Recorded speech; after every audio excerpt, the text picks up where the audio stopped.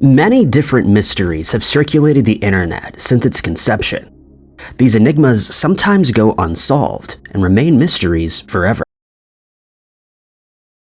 The Iwakiri Station can be found in Miyagi, Japan. It refers to a junction railway that's operated by the East Japan Railway Company. This station is also said to have a freight depot for the Japan Freight Railway Company. Iwakiri is served by the Tohoku Main Line and has a distance of 359.9 kilometers from Tokyo Station. A title that spread all across the internet is associated with this terminal, called Echoes of Iwakiri. Iwakiri was awarded this name due to the strange and creepy voices that can be heard coming from the speakers that are situated there. These echoes and frequencies have led the online world to many theories and speculations as to their origins. This particular event had come from a website unique to Japan, where most events are not written in English. It was on the 17th of January in 2016, when an unknown individual had been waiting at the Iwakiri station for the train that would take him home after work.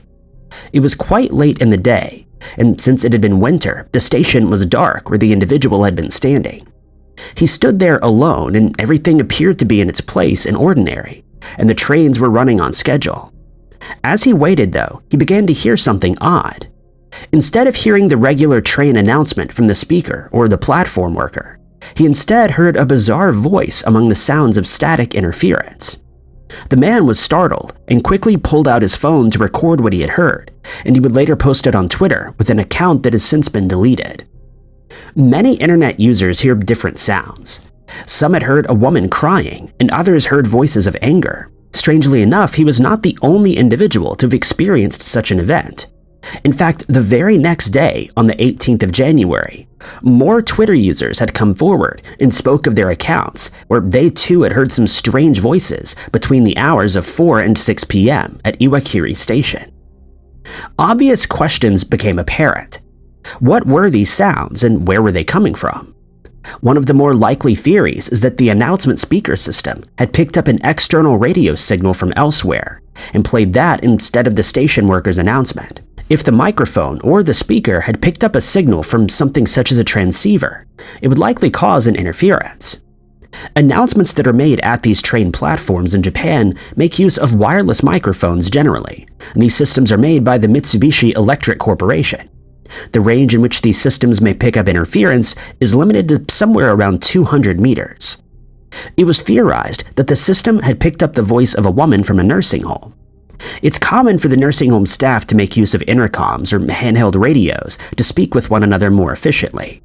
It's thought that a female staff member could have used one of these methods, causing the station's system to pick up on it.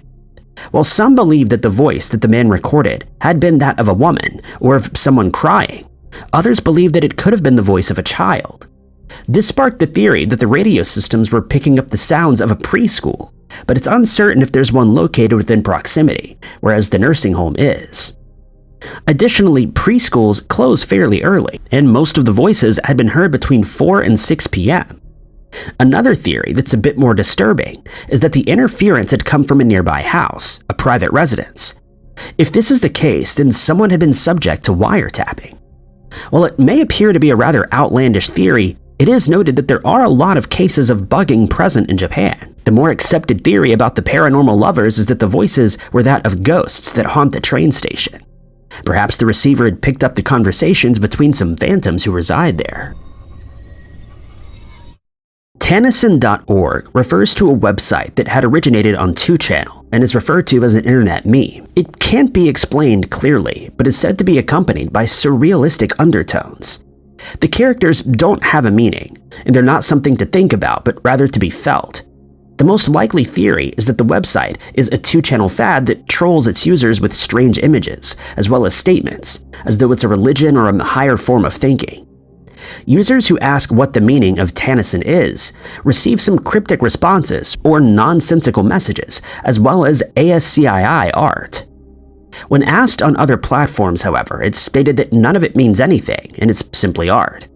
Initially, the site started in January of 2004, when one individual had posted a Shift JIS art of Doraemon called Tannis.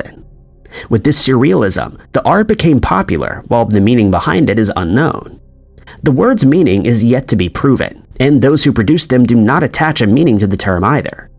It's also not known if Tannisin is the correct translation or reading, since it's written in another language. The explanation stated that Tannisin is a word that's connected to ancient civilizations, including the Sumerians and Aztecs. The following interpretations have been proposed, though none of them are confirmed to be definite. Interpretations are creation and destruction, truth, or the dark cloud. It's further noted that the word is a phonetic equivalent that was created by Scott Norman, a British explorer. The initial reading of the word is not Tannisin. A 1982 experiment found that playing the word at a certain frequency and interval had been fatal to mice, but this is an unconfirmed rumor. Norman and Roger Batkinson, an American Psychiatric Association authority, were both involved in the research surrounding Tannisin. Scott, though, had disappeared, and the sentence, "I got it," was repeated in a diary that he had kept. It's said that in the Mayan mural, those who understand Tannisin may control the rebirth as well as the destruction of all things. A variety of strange creations are accompanied by this word, making it a rather strange internet mystery that still goes unsolved to this day. When entering this enigmatic website, a blank page is shown that's said to be accompanied by a background voice. The website itself is certainly creepy, and it remains one of the oddest internet mysteries that remains to be solved. It's cautioned not to venture onto any websites that may not be safe. While there has been no evidence suggesting that the Tannisin website might be a danger, it is important to be cautious. MechFeni, a Reddit user, took to the subreddit Ghosts to share their story and a creepy video. The post was captioned as, quote, "I heard something outside and checked the security camera." The security camera looks over the resident's driveway and a nearby road. In the video, a strange ghostly figure can be seen walking into view with what appears to be a trail of steam emitting from its head. As the figure continues to walk on, they seem to be ebbing in and out of transparency before disappearing entirely at the other end of the path. The poster received some mixed commentary. Some IT specialists passed the video off as a glitchy camera, or that the individual had left the active range of the infrared, making them dark enough to no longer be seen. While this may seem like the most likely explanation, some believe that this video is the casual nightly walk-by of a ghostly figure. Some of the users who saw the video questioned how the poster was able to just hear someone walking by, to which he responded that his window had been open. It's not been indicated what the noise was that he heard, or if it had even been footsteps. Puzzle-headed P270 asked how it was possible the houses and trees appeared normal and visible, and if the transparent effect was due to the clothing. That was said to be due to the fact the figure was moving and the houses were not. This event had been passed off as a night mode camera glitch, but the poster maintains that the video is rather creepy and paranormally associated. While it may not be paranormal and just the mere trick of a camera, it's certainly a creepy glitch. Some believed that the figure was that of a woman carrying a cup or a clipboard, while others thought that it was a child with a ball.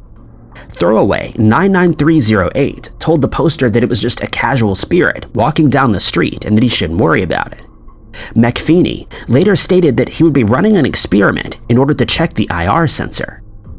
He also stated that he had 2 cameras pointing in the same direction, and that he would be releasing the footage in full resolution, but he never returned to tell anyone how the experiment had gone, and the videos were not posted, and so no one knows for certain if it was, in fact, the camera glitching, or if there was a spirit that appeared and disappeared right there on camera.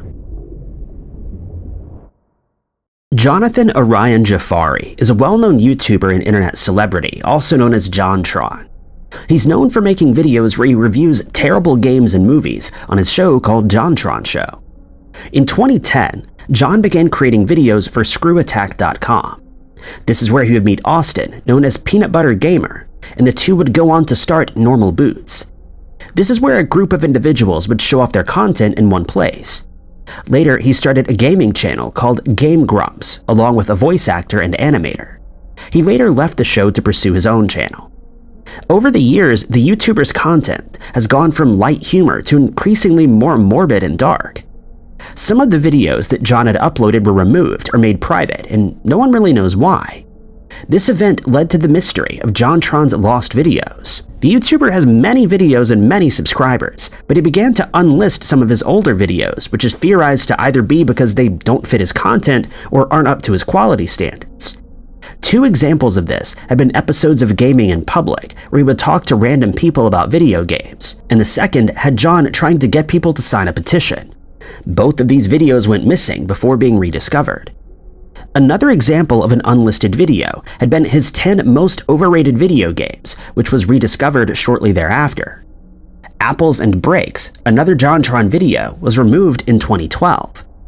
Many social media users jumped onto various forums to find where they could watch these videos. But this particular video was not like any of the others that had been unlisted. No one could find where the video might be, and questions arose about what the video contained. Some of those who had viewed the video before it was taken down began to piece together some fragments of memories. It's said that the video began as any normal JonTron intro before it had become distorted. It's then revealed that John had somehow broken his Nintendo DS. Things had fallen silent for at least another 2 years until a subreddit had gotten tired of waiting and in 2014 began to use the hashtag #WeBreakTheApple to get the YouTuber's attention, which became a Twitter trend shortly after. There had also been a fan asking about the missing video, and this time John responded. He simply stated that the old videos no longer fit in with his channel's content. He then promised to re-upload the video if a certain amount of money had been raised. The goal, however, was never reached. Luckily, another viewer had this particular episode burned onto a DVD. While JonTron had released some explanations for the missing videos, some of them were just removed or unlisted for unknown reasons. One example was the GoldenEye 007 Wii review. Both of the Gaming in Public videos were left without a reason as well. Additionally, some of the unlisted episodes were given explanations. Others, JonTron had refused a reason. Those included JonTron's Minecraft World, Nimbus review, How to Play Smite, and many others. It's believed that some of these videos could have been subject to copyright issues or backlash. But some of these videos that had been rediscovered were listed on another channel under JonTron's archives. While today the Portland 96.7 MHz may seem like any other radio station frequency, from 2017 to June of 2018, it was certainly more enigmatic. This frequency had been emitting some peculiar things that one may not expect to hear on a radio station. This included many hours of buzzes and beeps that were occasionally interrupted by snippets of voices that sounded like recordings of Walter Cronkite, Martin Luther King, or even John F. Kennedy. Some of these recordings have been publicly posted. In one recording, there are sounds that appear to be from a Lou Reed album. 4 minutes and 22 seconds into the recording, signals from Sputnik 1 telemetry starts. At 6 minutes in, the call sign of KZRYLP is heard.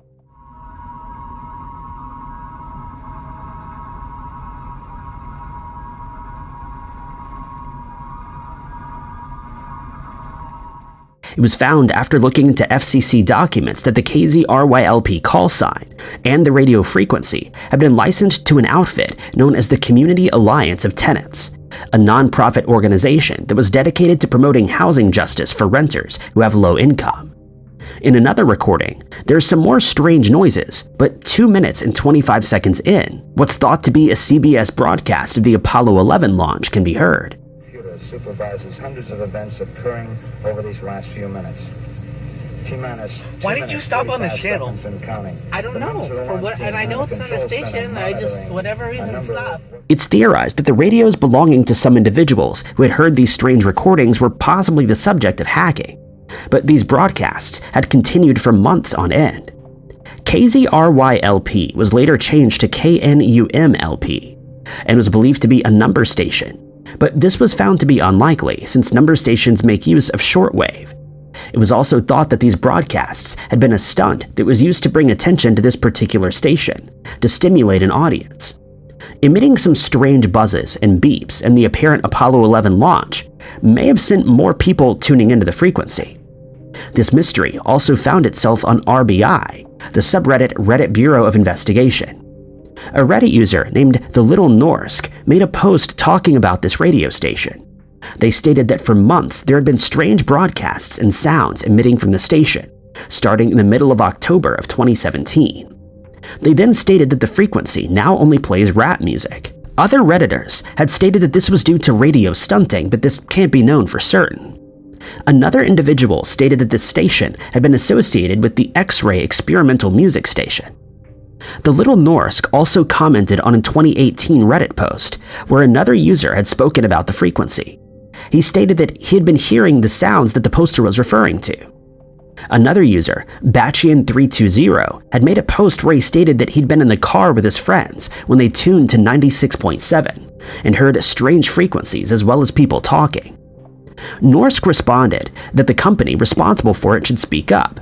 He would later go on to edit this comment, stating that the station is now entirely silent. On the 10th of January in 2018, another Redditor whose account has since been deleted ventured onto a subreddit called Thinking Sideways. He too had wondered about the radio station as well. The user's post was captioned as "Did I record some kind of number station?" and then linked a YouTube video. It was then detailed that he'd recorded this off of the radio at 6:30 on the evening of the 6th of January, and that the station had not been listed officially. Whirring sounds and static noise were heard in the recording, as well as some sort of ambient music that the music identification app Shazam couldn't pick up. This station has made its way through various platforms and subreddits, while internet users continue to be confused by the noises coming from the frequency. The social media platform known as Snapchat had been quite popular when it was released. During this time, users would make use of various enjoyable filters and post their videos online. But some of the videos would take a creepy turn when facial filters would pop up onto the screen without a visible face. Cameras can often detect things that people can't, such as the face of a transparent ghost. One such example occurred with a woman in France. In the video, she can be seen making use of the dog filter on Snapchat, and right next to her, another dog filter pops up, despite there being no visible face. This particular filter allows the dog's tongue to stick out if the person's mouth is open, which happens in this video on both the woman and the unseen face, after she asked that the tongue be stuck out. After this, the woman is noticeably startled. In another video, a user was recording the ceiling when the same dog filter came onto the screen, before also sticking its tongue out. It's possible that the filter is hearing the command "stick tongue out" and reacting accordingly. In this video, it appears that the ghost is staring down at the filmmaker. Two friends were taking a Snapchat selfie while in a bar, and only later noticed something rather creepy. It stated that the bar had been somewhat empty, yet in the background, right between the two faces, a strange, creepy figure can be seen. Some believe that the figure looks like a girl from the Victorian era. Another user had been taking a picture of herself in her bedroom, and at the time that she took the image, she had not noticed that there was a ghost peering in at her from the window. In the background of this image, a partial ghostly face can be seen staring in. The user's friends had been the ones to point it out, as she hadn't noticed it after she uploaded it onto her Snapchat story. Her friends began to comment and message her, stating that there was a ghoulish apparition behind her. Upon zooming into this picture, the face becomes more apparent. It appears to be that of a woman leaning in to look inside. In another video that had been uploaded to Facebook, a Snapchat user was filming himself blowing smoke at the camera. As the smoke fills up the air, a sudden face is captured. Another ghost face was caught when an individual had asked the presence to show their face, and it certainly did. After a couple of seconds, when asking the question, the assigned filter popped up on screen, even though there had been no visible or obvious face. A Reddit user had also taken to the Ghosts subreddit, where he asked about this enigma. One user explained that this is likely due to the fact that Snapchat makes use of 3 image layers. The user states that while you're moving on camera, many consecutive images are being taken and are deleted just as fast. But this explanation doesn't satisfy the internet world. Many users believe that the filters are popping up on the faces of some creepy, transparent ghosts. A deleted Reddit account took to Glitch in the Matrix with a strange video clip. He captioned it as "Video shows a dog teleporting on a high-speed parkway in Chile." In a 23-second long video, a camera films a race between 2 vehicles that are speeding down the roadway. The camera follows their movements, and right after they pass, a dog suddenly appears out of nowhere and runs off to the side of the road. A slowed-down version of the video shows quite clearly that after the cars had passed, there had been no dog for a few seconds. The post would go on to receive some mixed commentary. Some believed that this was another trick of the camera, whereas others thought that the speed that the cars were traveling at may have opened a portal in the exact spot where a dog had been walking into another dimension. It's noted that the dog had narrowly missed being hit by both of the cars. Another user named Machine Pun states that it teleports again 15 seconds in, and then again at 20 seconds. He also states that those who witnessed this began to say, quote, "Where did it come from?" and were expressing genuine confusion.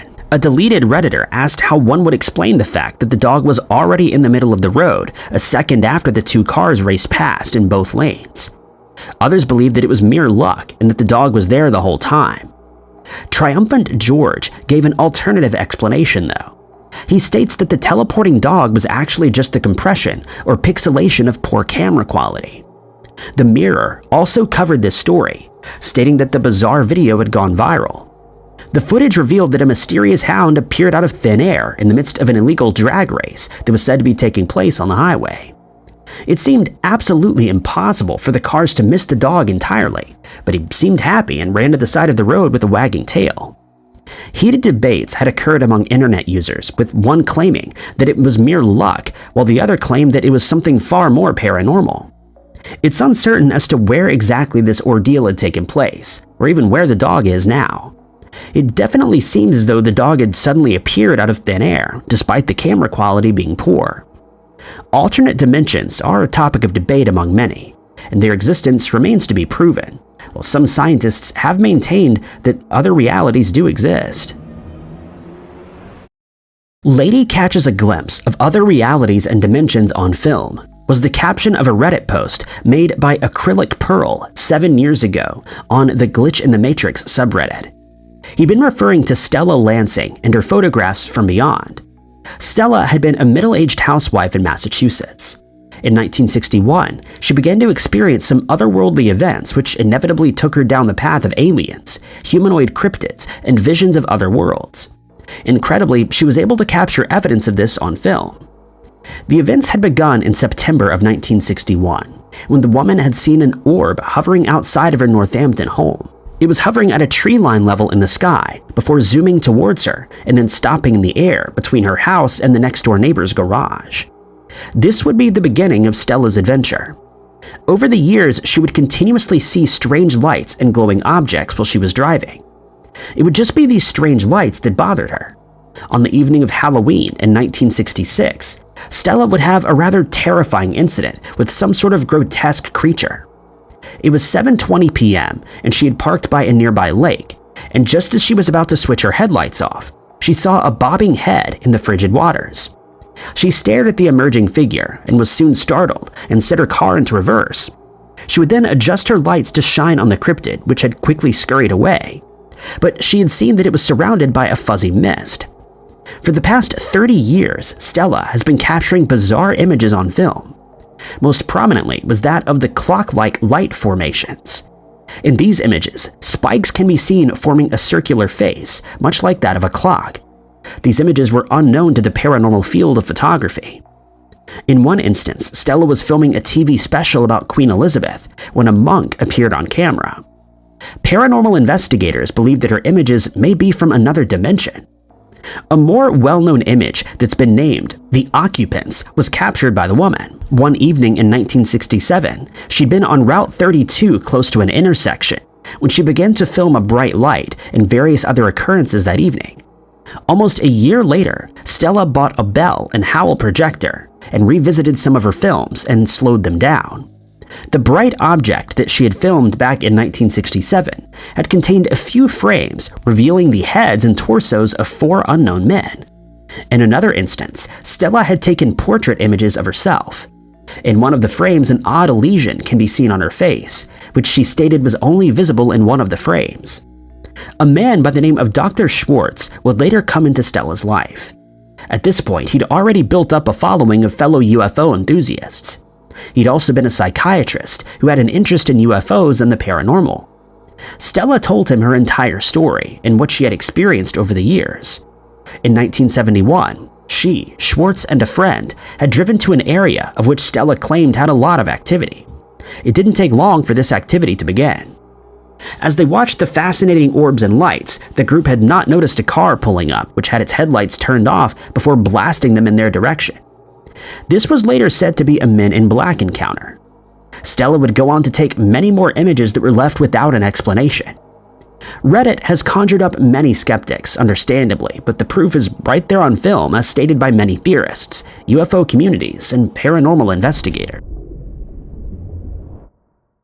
Back in 2017, it was alleged that Facebook had to shut down 2 chatbots in the network's AI division after it was found that the pair were communicating in a secret language. Bob, one of the bots, had stated the following, saying, quote, I everything else, to which Alice, the second bot, responded, balls have 0 to me, with the phrase to me being repeated 8 times. These sentences may appear like nonsensical gibberish, but it was discovered that they'd actually formed a shorthand, which they'd learned through machine learning algorithms that they'd been equipped with. These algorithms had been made by the Facebook Artificial Intelligence Research Lab, or FAIR for short, in an attempt to improve the interactions that chatbots have with humans. In this effort, the developers accidentally gave the bots the opportunity to create their own language. Over time, without any input from people, they were able to communicate with one another. Since the two had not been instructed to use English, they began to deviate slightly from the script in order to become better at deal-making. This had not been the only thing that Bob and Alice had learned. It was also found that they were relying on advanced learning strategies in an effort to improve their negotiating skills. The bots had even gone as far as pretending to like an item that they would sacrifice later as a faux compromise. Tech experts, as well as scientists, including Bill Gates, Stephen Hawking, and Elon Musk, have warned against AI systems such as Bob and Alice, stating that they may take over the world or the human race someday, should their intelligence advance too much. In 2014, Stephen Hawking stated, quote, it would take off on its own and redesign itself at an ever-increasing rate. Humans, who are limited by slow biological evolution, couldn't compete and would be superseded. While the story had stated that the bots were discontinued, in actuality, they were just directed to prioritize the English language and its correct usage. Bob and Alice were set using a game in which they would later barter virtual items like hats, balls, and books. The two bots would demonstrate that they were able to make deals that vary in success. It was observed that when there was no human input, the bots would barter among themselves, resulting in the made-up language. It's uncertain as to what exactly they had been saying in their conversation, but it is certainly strange. A researcher at FAIR explained that the bots, or agents, will drift away from an understandable language and create code words for themselves, which is found to be rather creepy and could certainly take an ill turn. He had told Fast Company in 2017 that if they repeat a word 5 times, then it possibly means they want 5 copies of the specified item, similar to the way in which humans may create shorthands, but bots shouldn't be creating shorthands. This was not the only incident of AI making its own language. Also in 2017, it had been found that Google Translate's tool was creating its own language as well. It would translate words or sentences into its own made-up language and then out again into the desired language. This made it more efficient and better at communicating due to its learning algorithms. A Twitch user had a rather genius idea and created a stream that was called C-Bots Chat.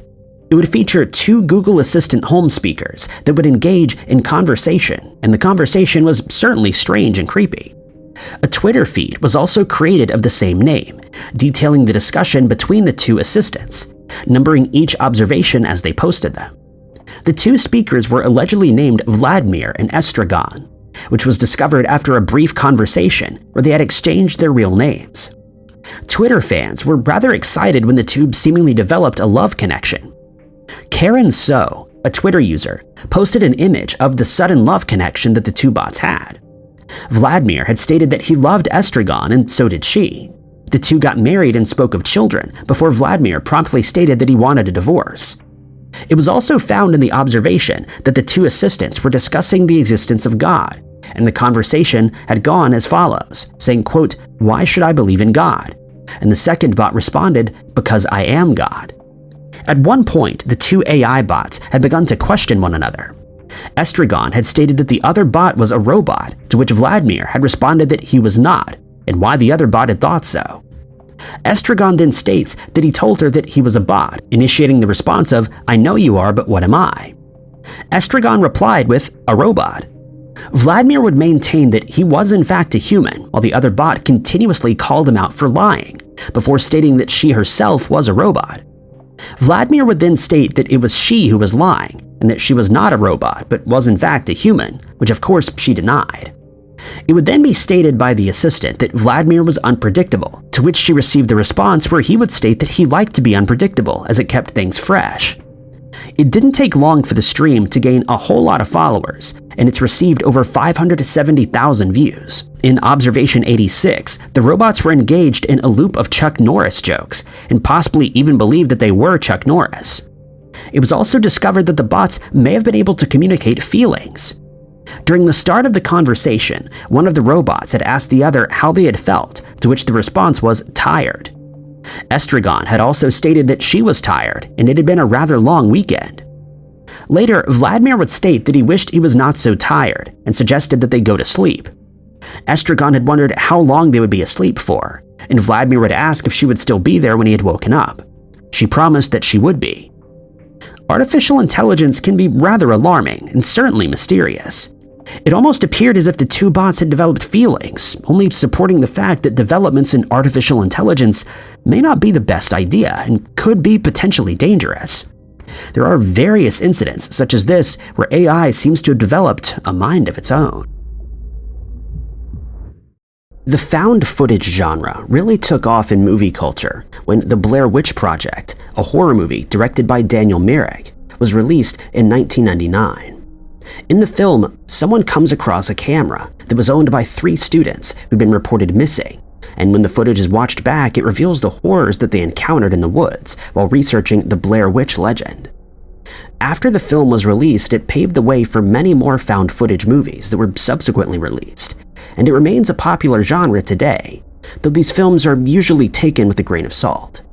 The genre has also made its way onto the internet, as many clips have been found online that claim to be found footage.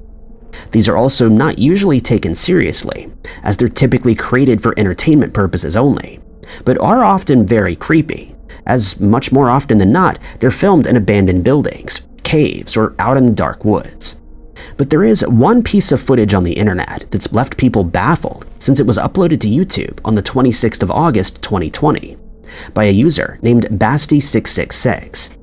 The video has no accompanying description, and so doesn't provide any context, but judging from the title, Medieval Found Footage, it's something that seemingly shouldn't exist. Some sources state that the footage was unearthed by a group of archaeologists in the United Kingdom, and when they watched what was on the film, they realized it was found footage from medieval Europe that somehow survived to the present day. The video, which is shot in black and white from start to finish, has no audio and begins with a shot of a massive structure that looks like it could be a fort of some kind, since it has high walls, turrets, and a large building that can be seen in the distance. In the foreground, we can see a few people, and due to the grainy nature of the footage, it's hard to see what they're doing, but it seems like they're heading towards the building. This scene then ends, and the next shows someone riding towards that same building on a horse.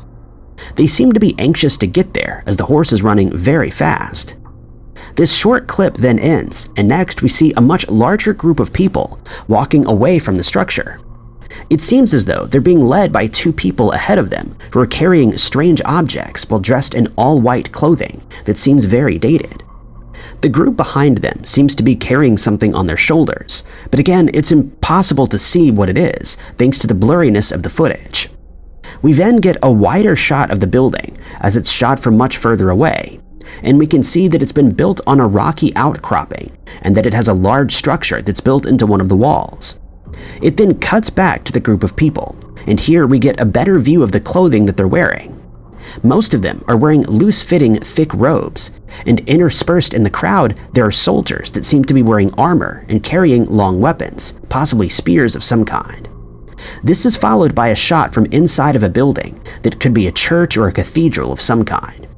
We can see two lines of people dressed in white hooded robes walking towards the center of the room, and in their hands they're carrying lit torches. We also get a brief glimpse of the building's architecture as the camera focuses on 4 arches that are supported by 8 pillars. As the camera moves to the right, we can see what looks like a small courtyard, which also contains a few arches, though these are much more ornate than the first set. The next shot is a controversial one, as there's much more debate as to what it depicts. Many people claim that this is an extraterrestrial craft that was filmed while it was taking off. It has a strange bell-like shape and seems to be rising into the air slowly, leaving a trail of what looks like dust behind. This part of the clip lasts much longer than the rest, leading many people to believe that whoever shot the footage must have thought that it was important, further fueling theories that this is a spacecraft of some kind. The final shot of this strange video is of a high-ranking German soldier. We know this thanks to the iron cross that he's wearing on his uniform, and this has sparked further debate among internet sleuths, since the video claims to be footage of medieval times, and yet it contains footage of a soldier from the 20th century. Thanks to the last 2 pieces of footage in this video, many people have speculated that this is footage that was shot by a German soldier during World War II, who somehow managed to travel back to medieval times.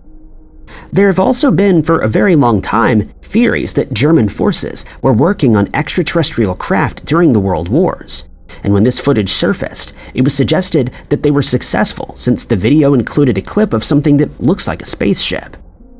Whether this footage is real is unlikely but debatable, since there's no way of telling who filmed it, what equipment was used, and who the people in the footage are. It's a mystery that can only be solved by the uploader, who's been quiet ever since it was added to their channel. Hopefully they will come forward one day to provide some answers, but for now, it's an internet mystery that'll be discussed for some time to come.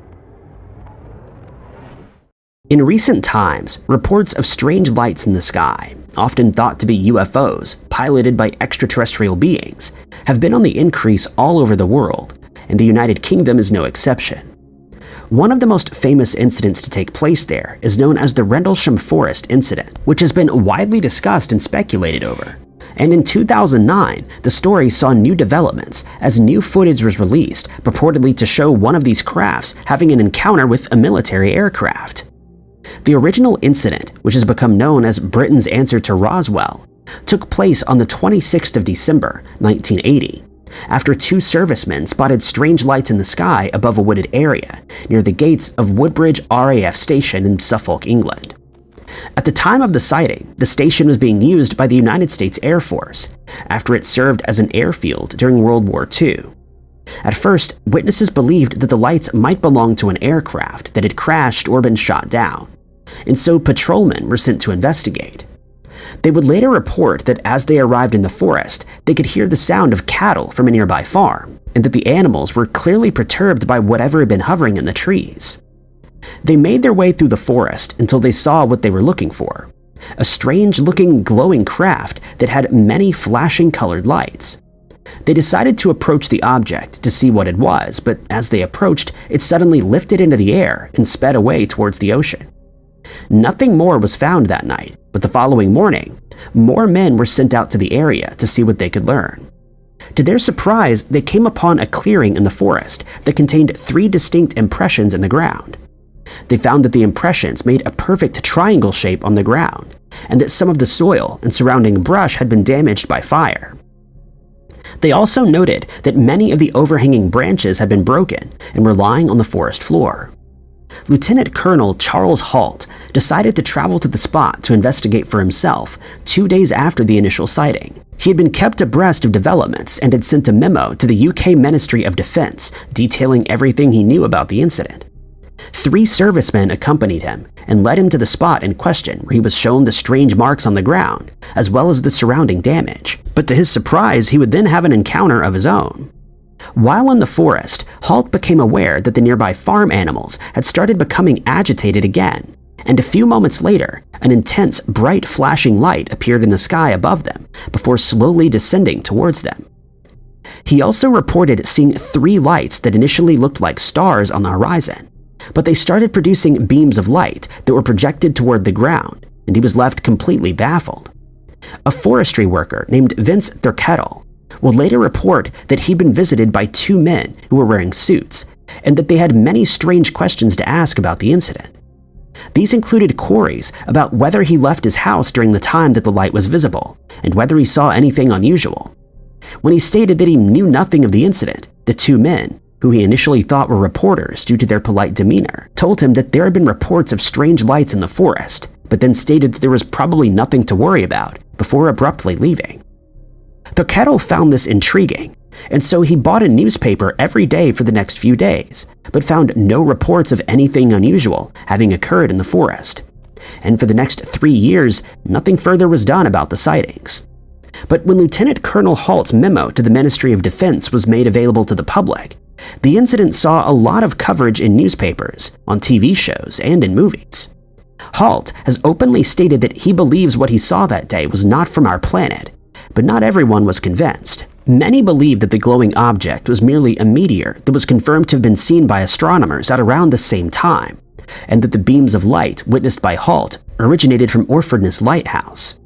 The Rendlesham Forest incident remains unsolved, but in 2009, a man named George Taylor managed to record a piece of footage in the same forest while he was out for a walk. He added that while he was recording the video, he had a strange feeling that he shouldn't be there. As the footage starts, Taylor zooms in on a helicopter that's hovering in the sky, and at first, nothing strange seems to be happening.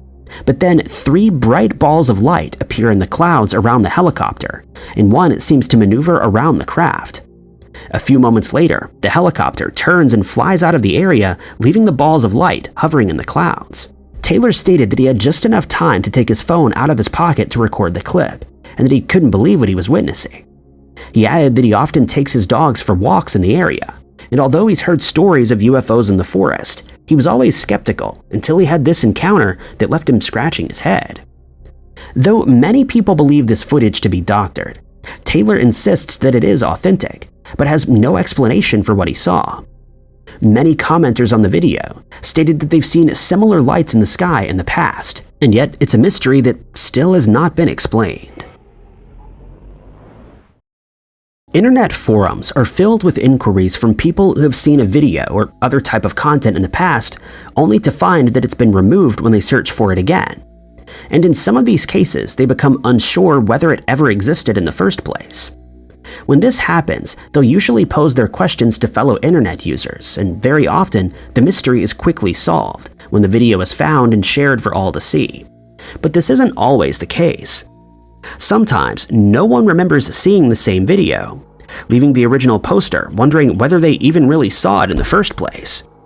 But in some instances, a large group of people will recall seeing the same thing, but report that they're unable to find it and that it's seemingly disappeared into some kind of internet black hole, never to be seen again. This seems to be the case with a video titled Satan's Sphinx, which has left many internet users frustrated and confused as they've been searching for it for years, only to come up empty-handed.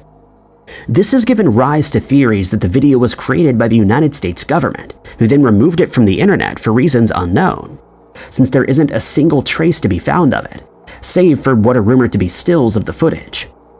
Using these still images, a few people have tried to recreate the video, but their efforts have been in vain, as they're unable to recreate the accompanying audio and the strange effects that the original video was said to have had on those who watched it. Internet sleuths became aware of the video after an anonymous user posted a question about it on Yahoo Answers in May of 2009. Fellow users were instantly intrigued by the missing video, but one man with the username David G, PhD, had a strange reaction to the question, stating, quote, "Sometimes it's better to let sleeping dogs lie. There's a reason this movie was banned. Stop trying to find this movie." The movie has since fallen into the realm of legend, since no one is certain whether it ever really existed. Some people claim that it has since been banned by the United States government, and hence will never be uploaded to the internet again. It's said that the effects of the video on its users are not only disturbing, but could prove to be fatal in some cases. The high-pitched audio that accompanies the strange and unexplained footage is rumored to have caused severe headaches, confusion, and disorientation. The viewer will become irritated by the extremely loud noises and footage, which is said to be almost impossible to identify, since the images on screen rotate so fast that they become an inexplicable blur. It's rumored that at one point in the video, the viewer will become aware of soft whispering, followed closely by flashing images that'll cause them to become dizzy, and in some cases nauseous. Despite all of this, they'll find it almost impossible to switch the video off, as they're strangely drawn to it. When it finally comes to an end, the footage is said to leave the viewer feeling very depressed and unable to get any good sleep. Since the footage was reportedly quickly removed by the US government, it's been suggested that it was uploaded to the internet as some kind of experiment, and that once its effect on people had been established and documented, it was removed so that it couldn't be used by members of the public for further nefarious purposes. Recreations of the video obviously don't have the same effect on people, though some viewers have stated that the still images alone are enough to cause them discomfort, though this is thought to be an emotional response rather than a physical one. The original video is said to have lasted just 3 minutes and 49 seconds, but its effects could be felt for a long time after it was viewed. Despite thousands of people scouring the internet for years, no evidence has been found that it truly existed, and all we have to go by is the original poster on Yahoo Answers' description, and the still images that are rumored to be from the original video. One YouTube account, called Aquafilms Media, created a video in which they claim to have found the original footage while walking in the woods. This is not meant to be taken seriously, but the video does include the still images that are said to be part of the initial film. The first image is of a person standing in front of the camera, wearing a long, pointed hat and a trench coat.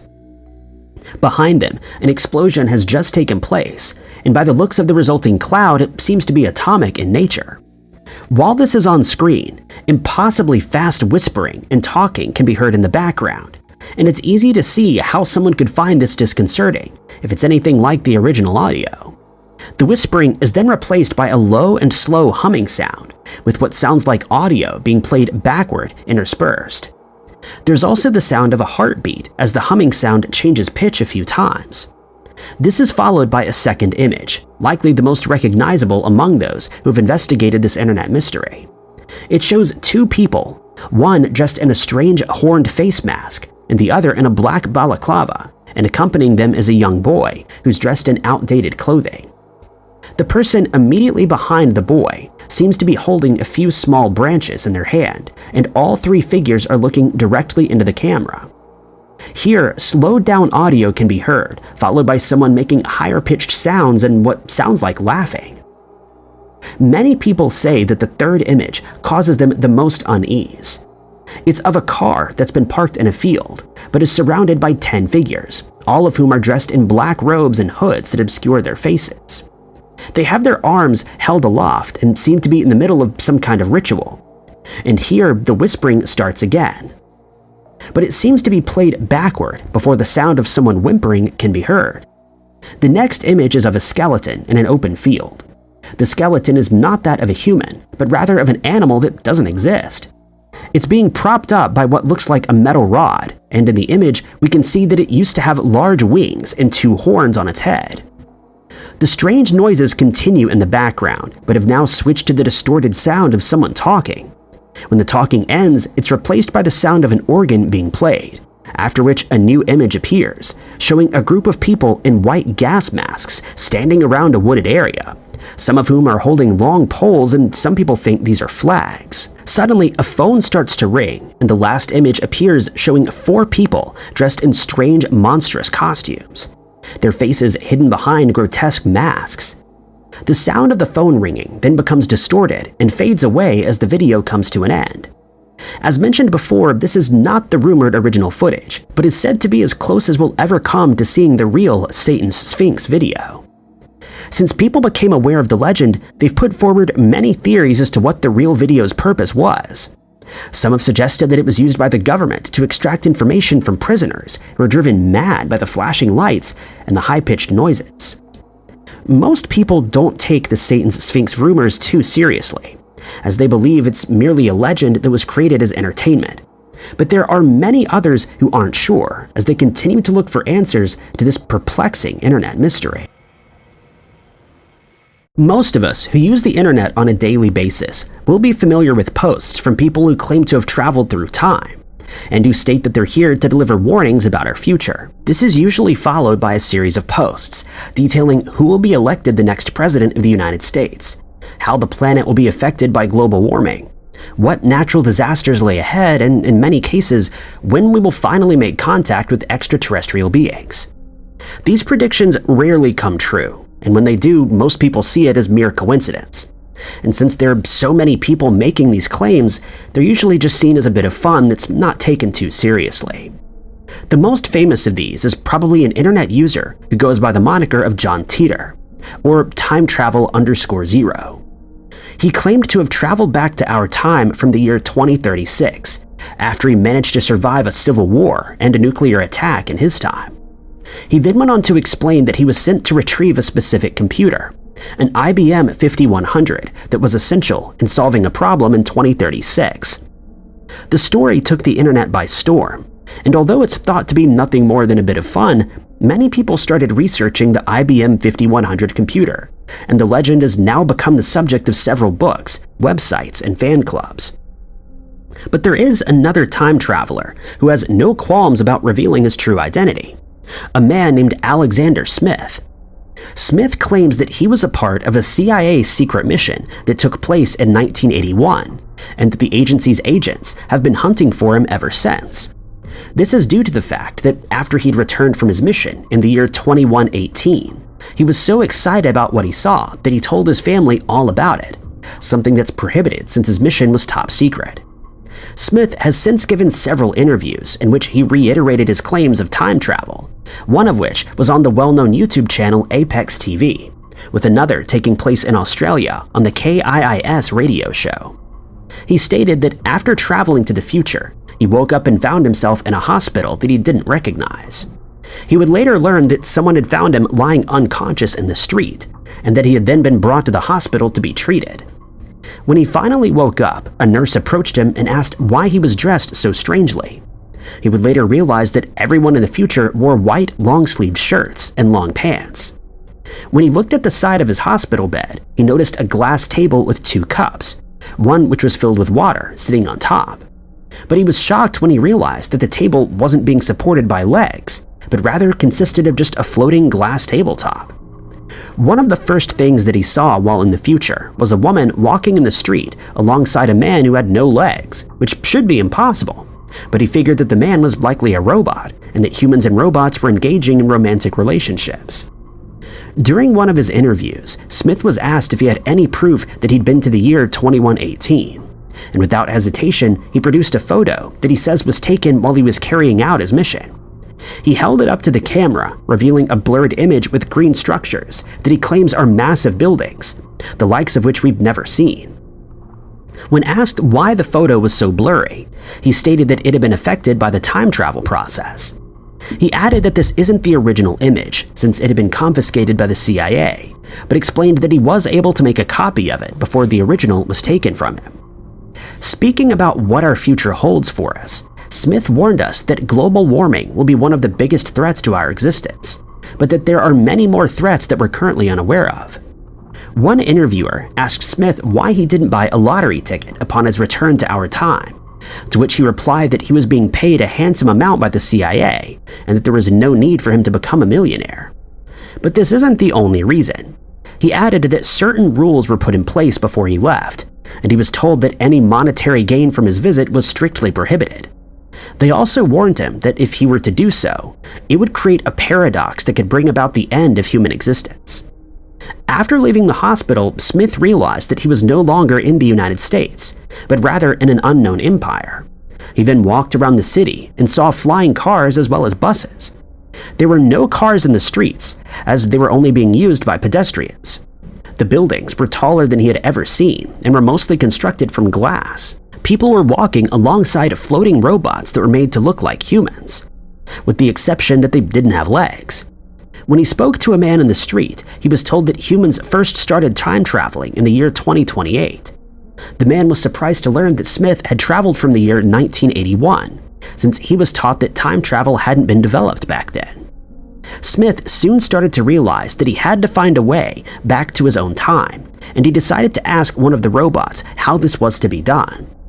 The robot informed him that he needed to contact his nearest time travel agency and handed him a strange-looking tablet that contained directions. Smith then followed what he described as something similar to a GPS system. When he'd walked a few blocks, he came across the agency that he was looking for, and he spoke to a man inside who told him that it would cost $457 to travel back to 1981. Strangely, the man accepted the US currency that had been given to Smith by the CIA. The man then took him to a white and blue rectangular machine, and he was told to get inside. A few moments later, the machine started to vibrate, and he lost consciousness once more. When he woke up, he was lying in a street in Los Angeles, and he learned from people in the street that he was back in 1981. He then took a flight back home, after which he was interviewed by CIA agents and told to not reveal anything that he had seen in our time. But he decided that telling the truth was more important, and hence he's not only told his family about his strange experience, but has been conducting interviews in which he's revealed as much about his trip as he can remember, such as the fact that we'll first make contact with extraterrestrial beings in the mid-21st century. While many people believe Smith never traveled to the future, and that his tale is just that, a tale, there are many who think that there may be some truth to the story, and that the governments of the world have technology far beyond our knowledge, possibly giving us the ability to travel through time. These same sentiments have been echoed by other people who claim to have time traveled, and yet Smith is the only one who's attempted to back up his claims with proof in the form of a photo. It's likely that we'll never learn whether Smith's claims are real or merely a story that was made up for entertainment purposes. But one thing is certain, it's an internet mystery that'll be spoken about for some time to come, since it captivates the imagination and leaves us wondering what the future will hold in terms of technological advancements and human nature. Social media sites such as TikTok, Facebook, and Reddit contain hundreds, if not thousands of videos posted by people who claim to have captured ghosts, demons, poltergeists, and even angels on camera. While many of these videos are clearly faked for views, some are harder to debunk and are thought by many internet users to show real hauntings or religious experiences that were recorded on CCTV security cameras, smartphones, or dash cams. Most of these videos are recorded during paranormal investigations in abandoned hospitals, mental asylums, or prisons. And in some cases, video evidence is backed up by EVPs, where it's said that a spirit can be heard communicating with whoever is conducting the investigation. Some YouTube channels are dedicated solely to finding paranormal evidence, with some couples investing a lot of money in cameras and other equipment that's used to show the strange activity that's going on in their houses. This includes cupboards that inexplicably open and close on their own, strange orbs that are thought to be spirits that float through the house, and strange banging noises that seem to come from one side of the house and suddenly intensify when one of the investigators approaches. As with any content on the internet, there are skeptics and believers, and the debate rages on as to whether these sightings are real or merely an attempt to gain a greater following online. Every now and then, though, a video emerges that is clearly not faked and shows something that internet users struggle to explain. One example of this is a video showing ghostly soldiers at the site of the Gettysburg Civil War battle that was captured by a motorist's dash cam. In this footage, the car approaches a set of cannons that have been placed on the side of the road. The motorist stops the car when he sees what he believes to be the ghost of a soldier walking across the road. This footage has been heavily disputed, since many people believe that the quote-unquote spirit is actually a smudge on the car's windshield or the camera lens.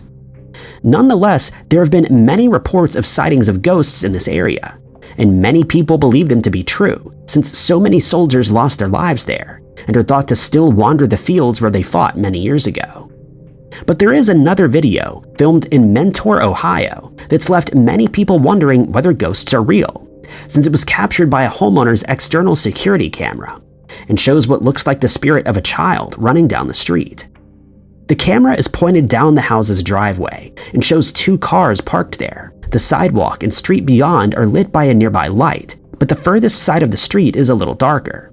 Then, seemingly out of nowhere, a small white object can be seen moving from left to right of the screen, and it's only upon closer inspection that it becomes clear that this is either a child or what some believe to be a spirit.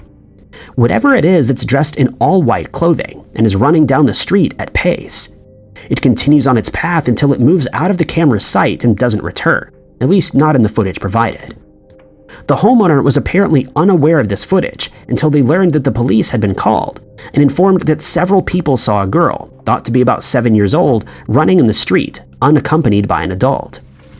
Given that the timestamp on the footage shows that it's 10:16 p.m., this caused the witnesses great alarm since no child should be outside alone in the dark at that time of night, and so they decided to call the police for assistance.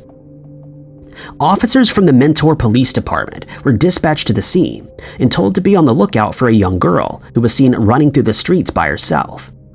Officers checked to see if any missing children reports had been filed, but none were found.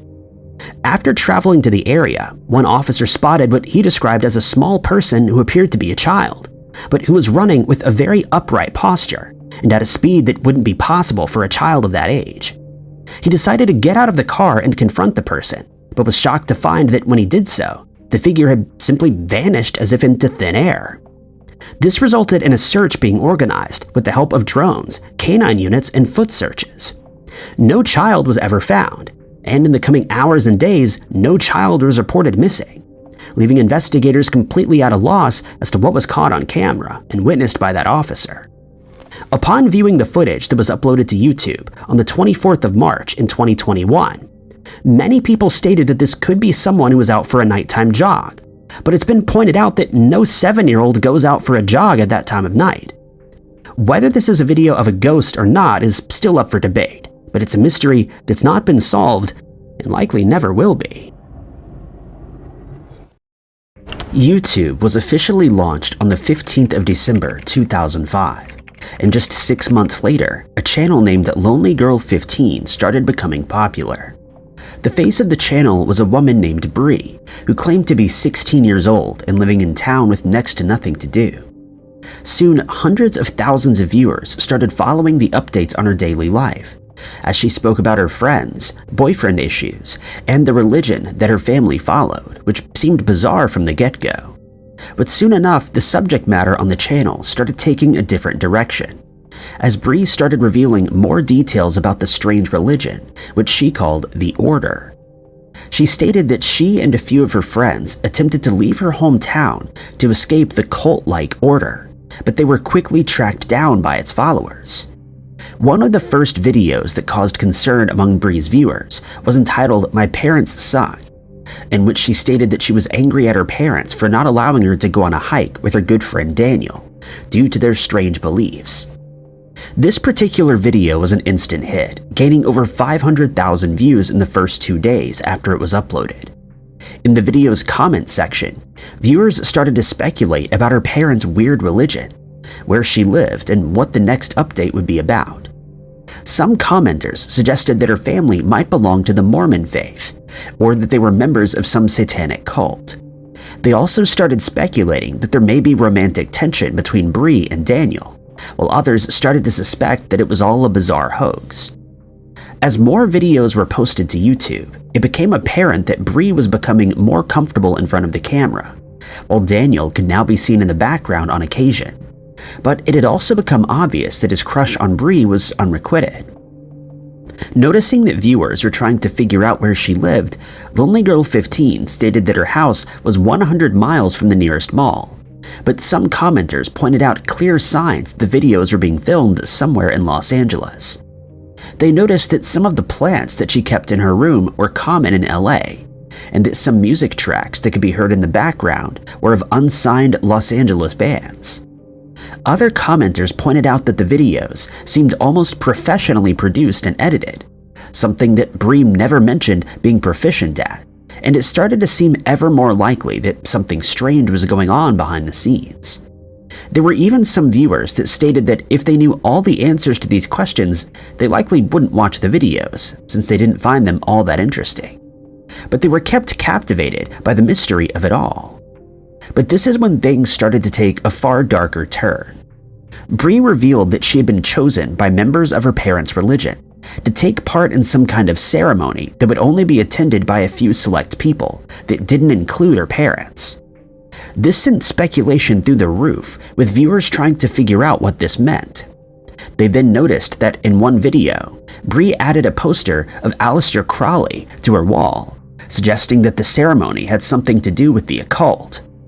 Others thought that this alluded to an upcoming horror film, or that all of Lonely Girl 15's videos were merely an advert for a hoax website.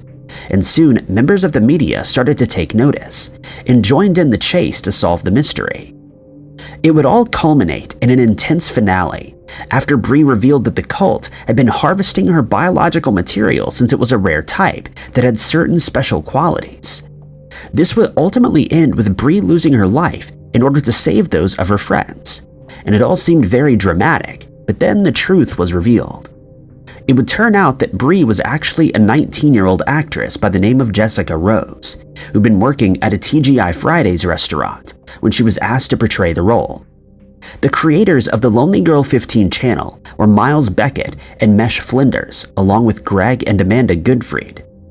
Beckett, who was studying to become a doctor at the time, revealed that he first became aware of YouTube after someone posted about it on then-popular MySpace. He realized that viewers would have no way of telling whether a video was a hoax or not, so he came up with the idea of the Lonely Girl 15 series. He started drafting a script, and after just a few weeks, he and Flinders had enough material to film 3 months worth of videos. Flinders had an inside perspective on the type of life that Bree would portray since she grew up in a commune and didn't travel outside its walls until she was 14. Greg was brought in as a producer, while Amanda maintained a fake MySpace page for the show's star, Bree. But they still needed a face for the channel, and this is where Jessica Rose, a recent New York Film Academy graduate, fit in. She saw an ad for the audition on Craigslist and decided to try out, resulting in her being cast as Bree. As for Daniel, Bree's good friend, the part was played by a man named Youssef Abu Taleb, who was working as a bartender before landing the role. When the format was explained to the two actors, Youssef was elated, but Jessica was less than impressed when she found out that the show would be released on YouTube, as she was under the impression that she was playing a part in a movie. Since the world was still unfamiliar with the concept of a web series, she thought it was all a scam, and very nearly pulled out of the project, but decided to forge ahead. The setting for the series was actually Flinders' real bedroom, which had been decorated with items bought at a local Target store. Before long, the YouTube community was enthralled, and the series took off beyond expectations. Though some people solved the mystery a long time before the truth was revealed, there were some viewers who were disappointed to find out that it was all fictional. But the mystery had finally been solved, and the world got its first taste of YouTube stardom. When the Blair Witch Project movie was released in 1999, the world seemed to become obsessed with found footage movies, and videos with similar content being uploaded to the internet on a regular basis.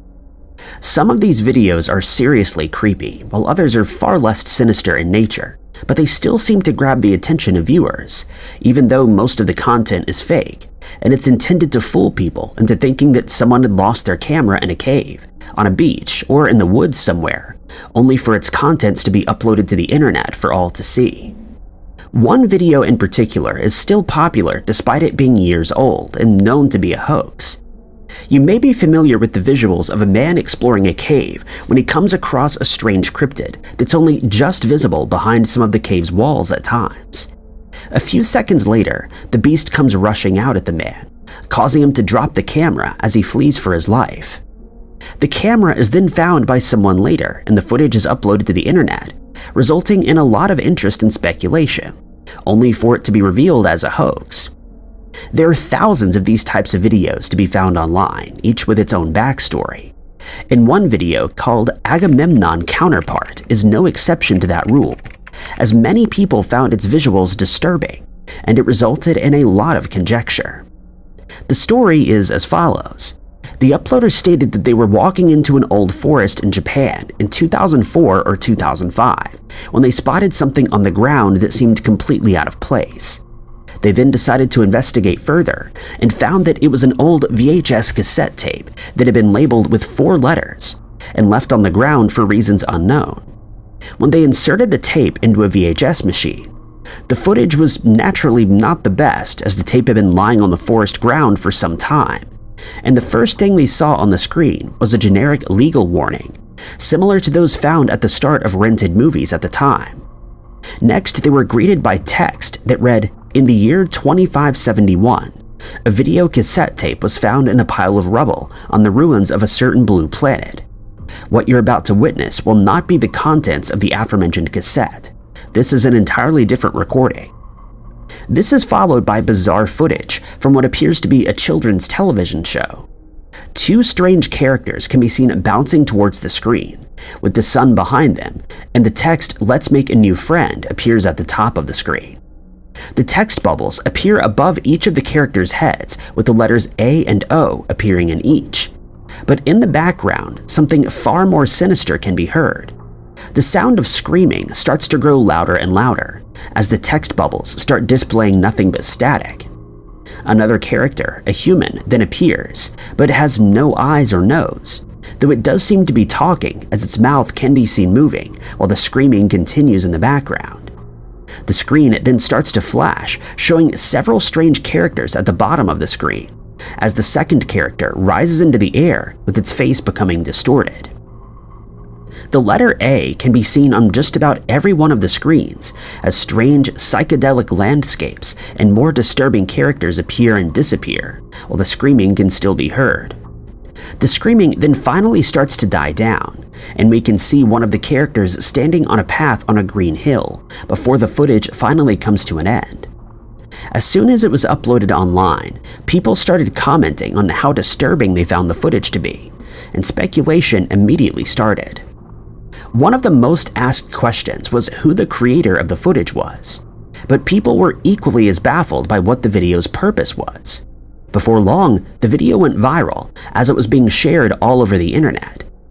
The video was then given a backstory by a user on the Some Ordinary Gamers website, in which they revealed that the footage had a seriously dark origin, starting with the cassette being found deep in the woods. They then go on to detail the bizarre footage in the video, but offer no explanation for the visuals, though they have information on the screams that can be heard, which is a chilling revelation. They stated that the screams were those of a well-known crime in Japan, which is just too graphic to describe here. The two men who committed the crime made a recording of the incident, and when they attempted to record over the footage, the audio somehow remained intact behind the visuals of a children's TV show. This caused even more of a sensation online than the original video did, as people started trying to figure out who had recorded the audio, and hence who had committed the heinous crime. They stated that the screams could be heard in the background and sounded too realistic to have been faked, and that this was likely the voice of the aforementioned victim. They also voiced their confusion at the video's title, Agamemnon Counterpart, which seemed to make no sense whatsoever, since Agamemnon is a mythological Greek king of Mycenae and the name of an asteroid that's known to orbit the sun. Some people speculated that the blue planet mentioned at the start of the video was in fact Earth, and that the asteroid was set to collide with our planet in the near future, resulting in the rubble and ruins in which the original footage was found. But the truth was revealed to be far more mundane than any of the theories put forward by internet users. Some users did a little digging and noticed that in the original upload's description, it states that the music and drawings were created by Jason Kovac, aka Dave from 2001 or D2K1. They then found that D2K1 was short for Destination Imagination 2001, a competition in which creators can submit unique and interesting creations. A photo of Kovac's team was also discovered on the site, revealing that this was all just an art project. As for the screams that can be heard in the background, they were taken from a scene in a 1972 French movie titled A Cry Within, and the strange music that plays over the weird visuals was taken from a 1976 action comedy movie titled The Human Tornado, and hence it wasn't immediately recognizable. On Saturday, the 8th of August 2009, a user on the popular site 4chan posted a story that instantly grabbed the attention of fellow users on the site's paranormal board. The original post has since been lost and is now considered to be lost media, though a small portion of it remains in the site's archives. The post started with a question to fellow community members asking, "What is a camera head?" The poster then continued with their tale, stating that they were walking home through a gully one day when they stumbled across a strange stack of rocks and a torn envelope that, upon closer inspection, had writing on it. The writing on the envelope seemed to have been done in ash or charcoal, and it read, quote, "I killed a camera head," followed by "It took Trevor," and lastly, "Get help if I don't come back." They also noted that there seemed to be signs of a struggle in the area where they found the envelope, and just a short distance away, they came across a mini DV video cassette. They then took the cassette home and watched it, and at first it appeared to have nothing but static on it until they watched the footage a few times and realized that there were some visuals that could be seen. In the post, the uploader stated, "Who took this video? A camera head sounds really silly if it's a monster with a camera for a head." A video of this footage was then uploaded to YouTube by a user named Kotyakov with the description, "Weird video I captured from a mini DV I found in a gully near my house." The video, which can still be found on YouTube, contains mostly static, just as the uploader stated, but it contains some visuals of two people being chased through a forest, along with grainy footage of two swings swinging back and forth, a blank TV screen, someone walking towards the camera, strange, unrecognizable music, and a face that unnervingly stares directly into the camera. Just before the footage ends, a figure with a white face and a black hood appears on the screen and seems to laugh menacingly before disappearing, and the static returns. A visit to Kotyakov's channel shows that it was created on the 3rd of August 2006, 3 years before the video was uploaded. It's also the only video that's ever been uploaded to the channel, and it remained completely silent ever since, though that one video has seen more than 51,000 views in the 17 years since it was uploaded. People immediately started looking for clues as to who the original uploader could be, but the YouTube channel was of little help, as it contained no information on the channel owner, though most people were certain that the channel belonged to the 4chan user who created the post. Many people started trying to contact the uploader via the video's comment section, but there's been no reply to any of the questions posted there, and it's now assumed that the channel has been completely abandoned after just one video was added. To make matters even more mysterious, the post was lost when it was deleted from 4chan, and people immediately started looking for an archived version, but it came up empty each time, and it seemed that the post would be lost forever. But then, on the 19th of October 2020, a Lost Media Wiki user named Marnin005 came across an archived version of a full transcript of the original 4chan post, and he quickly revealed that he'd finally found what everyone was looking for. This did little to identify the poster though, since they couldn't be traced through 4chan. This left internet sleuths with only one avenue to pursue, the YouTube video that was uploaded by Kotyakov. One YouTuber called Sewer Reviewer decided to look at websites that were popular at the time when the video was first uploaded to YouTube, since Kotyakov may have used the same username on one of these sites, but Facebook, MySpace, Twitter, and even Newgrounds frustratingly yielded no results. He found that whenever he researched the internet for the username Kotyakov, he would be greeted by a mountain of Russian search results, but had no connection to the camera head's video. Some people speculated that the YouTube channel was specifically created for the sole purpose of uploading this strange video, but since it was created 3 years prior to the upload, this was quickly ruled out as a possibility. It seemed as though Kotyakov had no online presence whatsoever, since they didn't appear on any wiki or fandom sites. Sewer Reviewer decided to search through creepypasta dedicated sites, but again found nothing. He also found nothing on Reddit, other than fellow users asking for information on the video, and Tumblr also offered nothing in the form of answers. But in 2020, someone on 4chan posted a link to the YouTube video, sparking renewed interest in the lost 4chan post. But again, they were left disappointed, as there was no response to the questions in the video's comment section, and it seemed unlikely that the uploader would ever be identified. Though many people are still attempting to crack the mystery, there's just speculation to go by, and there are a few very outlandish theories. It's possible that some internet users read too much into the name Kotyakov, since this seems to have no connection to the original 4chan post, and is likely just a name that was thought up when the YouTube channel was created. But some people have speculated that more videos may have been added after the first, but that something could have happened to the uploader and that they were no longer able to do so, since they may have passed away or just merely decided to step away from social media for good.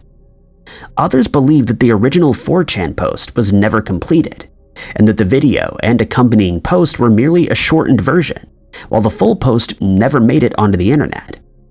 Sue, a reviewer, speculates that users on 4chan added their own narrative to the original post, and that people now misremember those add-ons as being part of the original post. But there is always the possibility that the post was much longer to begin with, and that much of it was lost during the archiving process, which most people accept as being the most likely scenario. But many internet sleuths still find it strange that someone would go to all the trouble of creating the post on 4chan, and then creating a bizarre and nonsensical video, which was then uploaded to YouTube, to just never follow up on the interest that it garnered.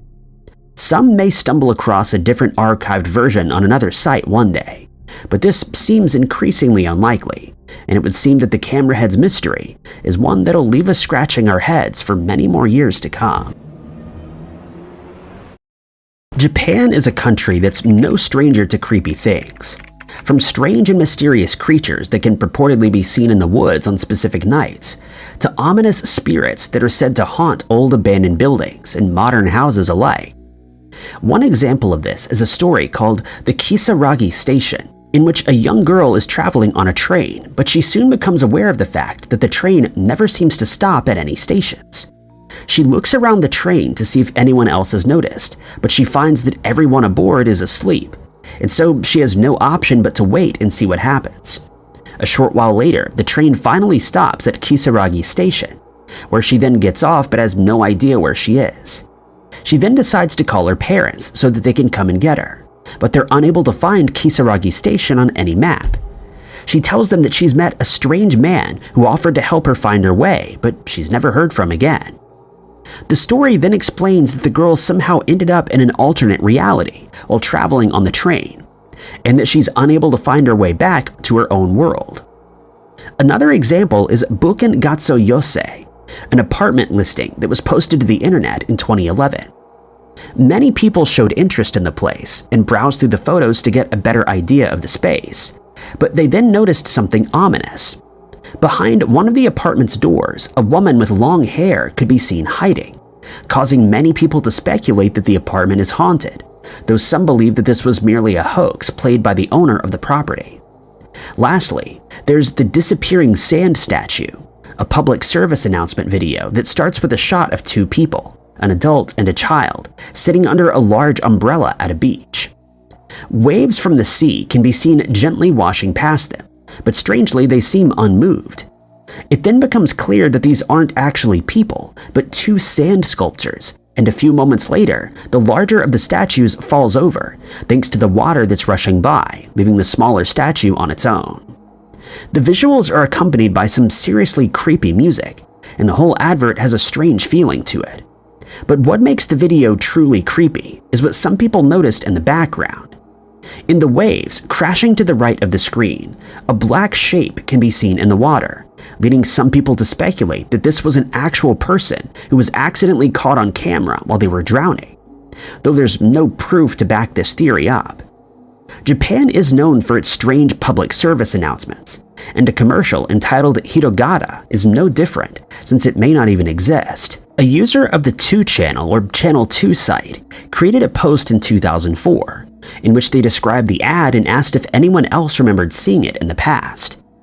People who reviewed the post had mixed responses, with some saying that they'd never seen it before, while others seemed to have a vague recollection that they may have seen it on TV at some point but couldn't remember what context it was shown in or when it actually aired. The video is said to begin with the sound of what most people think is a railroad crossing sign ringing in the distance, while 2 white human figures appear on the screen. A few moments later, one of the figures fades away and then reappears, while the second starts to fade and also reappears. Text then appears on the screen stating every 2 seconds someone on Earth passes away. Some people have stated that they remember the words being spoken by a narrator as they appeared on the screen, while others remember only seeing the text. The commercial is said to repeat that same sequence over and over, causing anyone watching it to start feeling unnerved and uneasy. It was quickly given the name Hirogata, which means white humanoids, and ever since, internet users have attempted to track it down without success. Almost immediately, conflicting accounts of the commercial were posted. Some people were certain that they had seen it in the past, and even included details of a railroad crossing sign being shown at some point, while others refuted this, stating that there was no sign, but that they could distinctively remember a dark background in the footage. There was also a lot of disagreement on when the advert was shown. Some users remembered it being aired sometime between 1996 and 1998, while others recalled seeing it on a television sometime around 2000. But there were also people who stated that they had seen it around 2003, causing even more confusion. Then there was the speculation about what the ad was supposed to be about. Given the sounds that could be heard in the background, the most common theory was that it was a public service announcement about railroad crossing safety. But others were certain that it was an ad for a clothing brand, specifically a certain type of jeans, while many others recalled it being for grocery items such as beans, soap, or even laundry detergent. There were also suggestions that it was created by a non-profit organization that was trying to draw attention to their case, though no one could say what this may have been.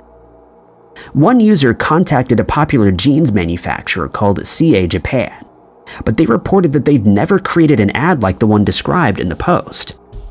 Another popular theory was that it was an ad created by Tokoyama, a Japanese chemical supply company, since they ran an ad in 1994 which featured a similar white figure on a dark background, with text that read "Chemistry is now in the unknown world," but this was never confirmed and is likely to be false.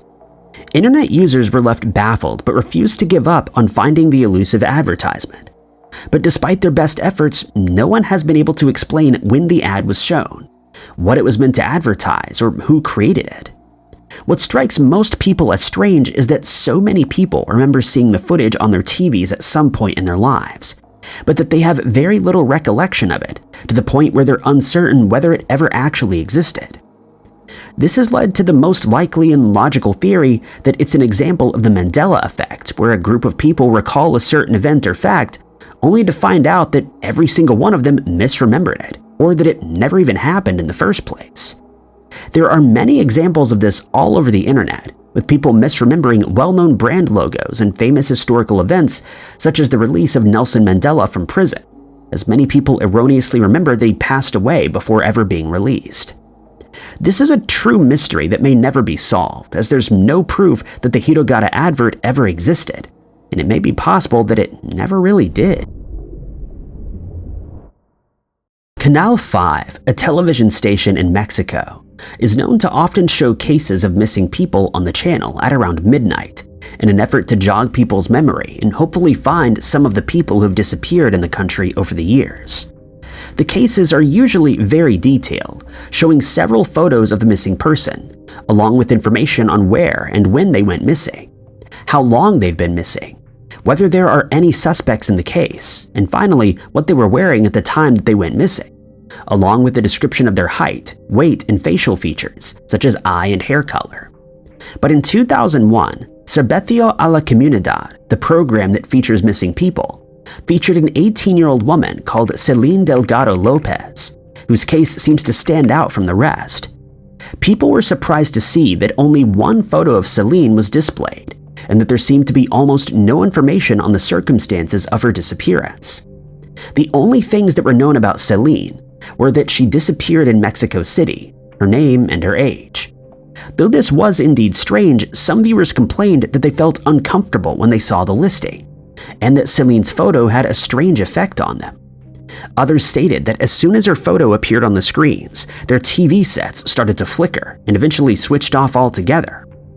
Others reported that their TV screens froze on her image and then started to glitch out before the broadcast suddenly turned to nothing but static. This resulted in an urban legend that had nothing to do with the original disappearance.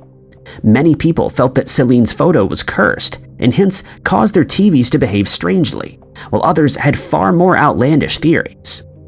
A legend started to spread that Celine had actually passed away, and that her spirit makes itself known whenever her image is shown by Canal 5. To make matters worse, experts attempted to find the original missing person report, but found that no one by the name of Celine Delgado Lopez has ever been reported missing. Some viewers speculated that Celine's photo was AI generated after an image of a composite sketch was uploaded online and found to be a sketch of Derek Todd Lee, the Baton Rouge Slayer.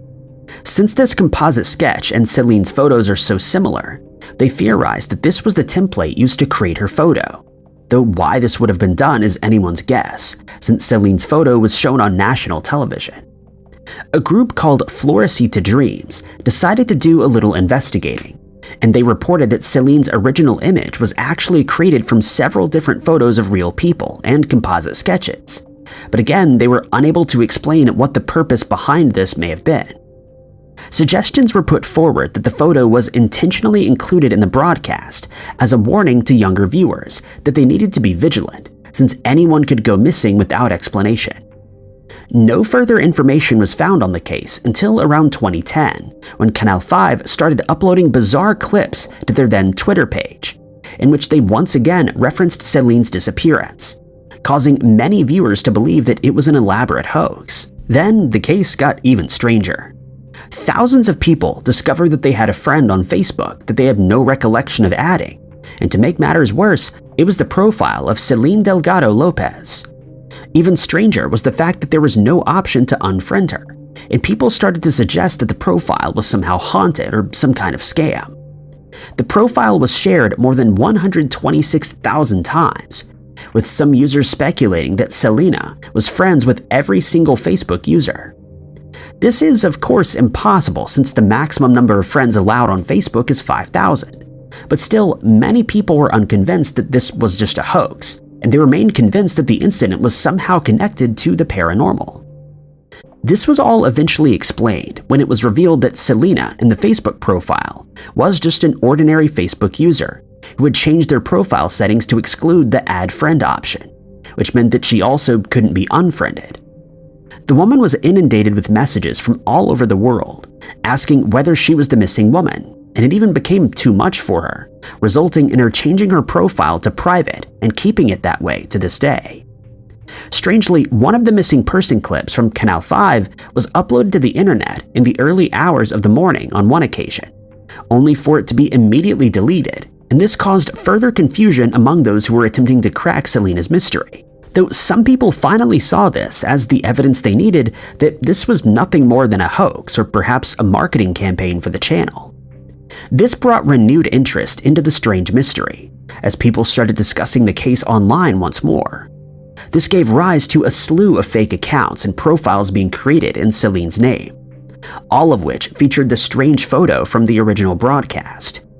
Though most people saw this as a bit of harmless trolling, others were far more concerned since these profiles were being shared far and wide, and there were fears that this could be used to spread computer viruses or other types of malware to users across the globe.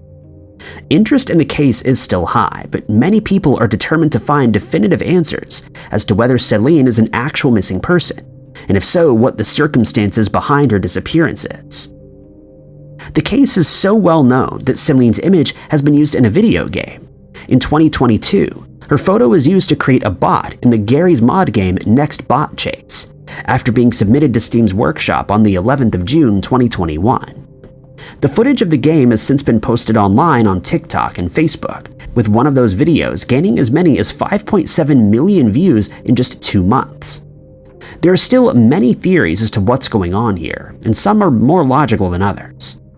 Some viewers suggested that Celine really was a missing person, and that there simply weren't enough details available on her case to match the amount of information that's usually given in other cases featured on the channel.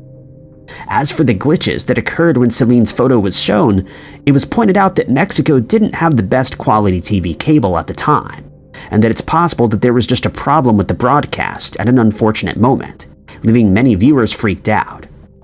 It is very likely, though, that this was merely a hoax or a marketing campaign created by Canal 5 and that Celine never really existed at all, though there's very little evidence to prove any of these theories put forward. A858 refers to one of the most mysterious subreddits within the Reddit community. It was made in 2011 and had begun to post random and strange hexadecimal sequences multiple times a day. It became even stranger when the user behind the subreddit had begun to give out small pieces of information regarding the project through some encrypted coding. This mystery has since been around for over 10 years, but its true meaning remains an unsolved mystery to this day. The cryptography that's being displayed seems to be incredibly difficult to solve.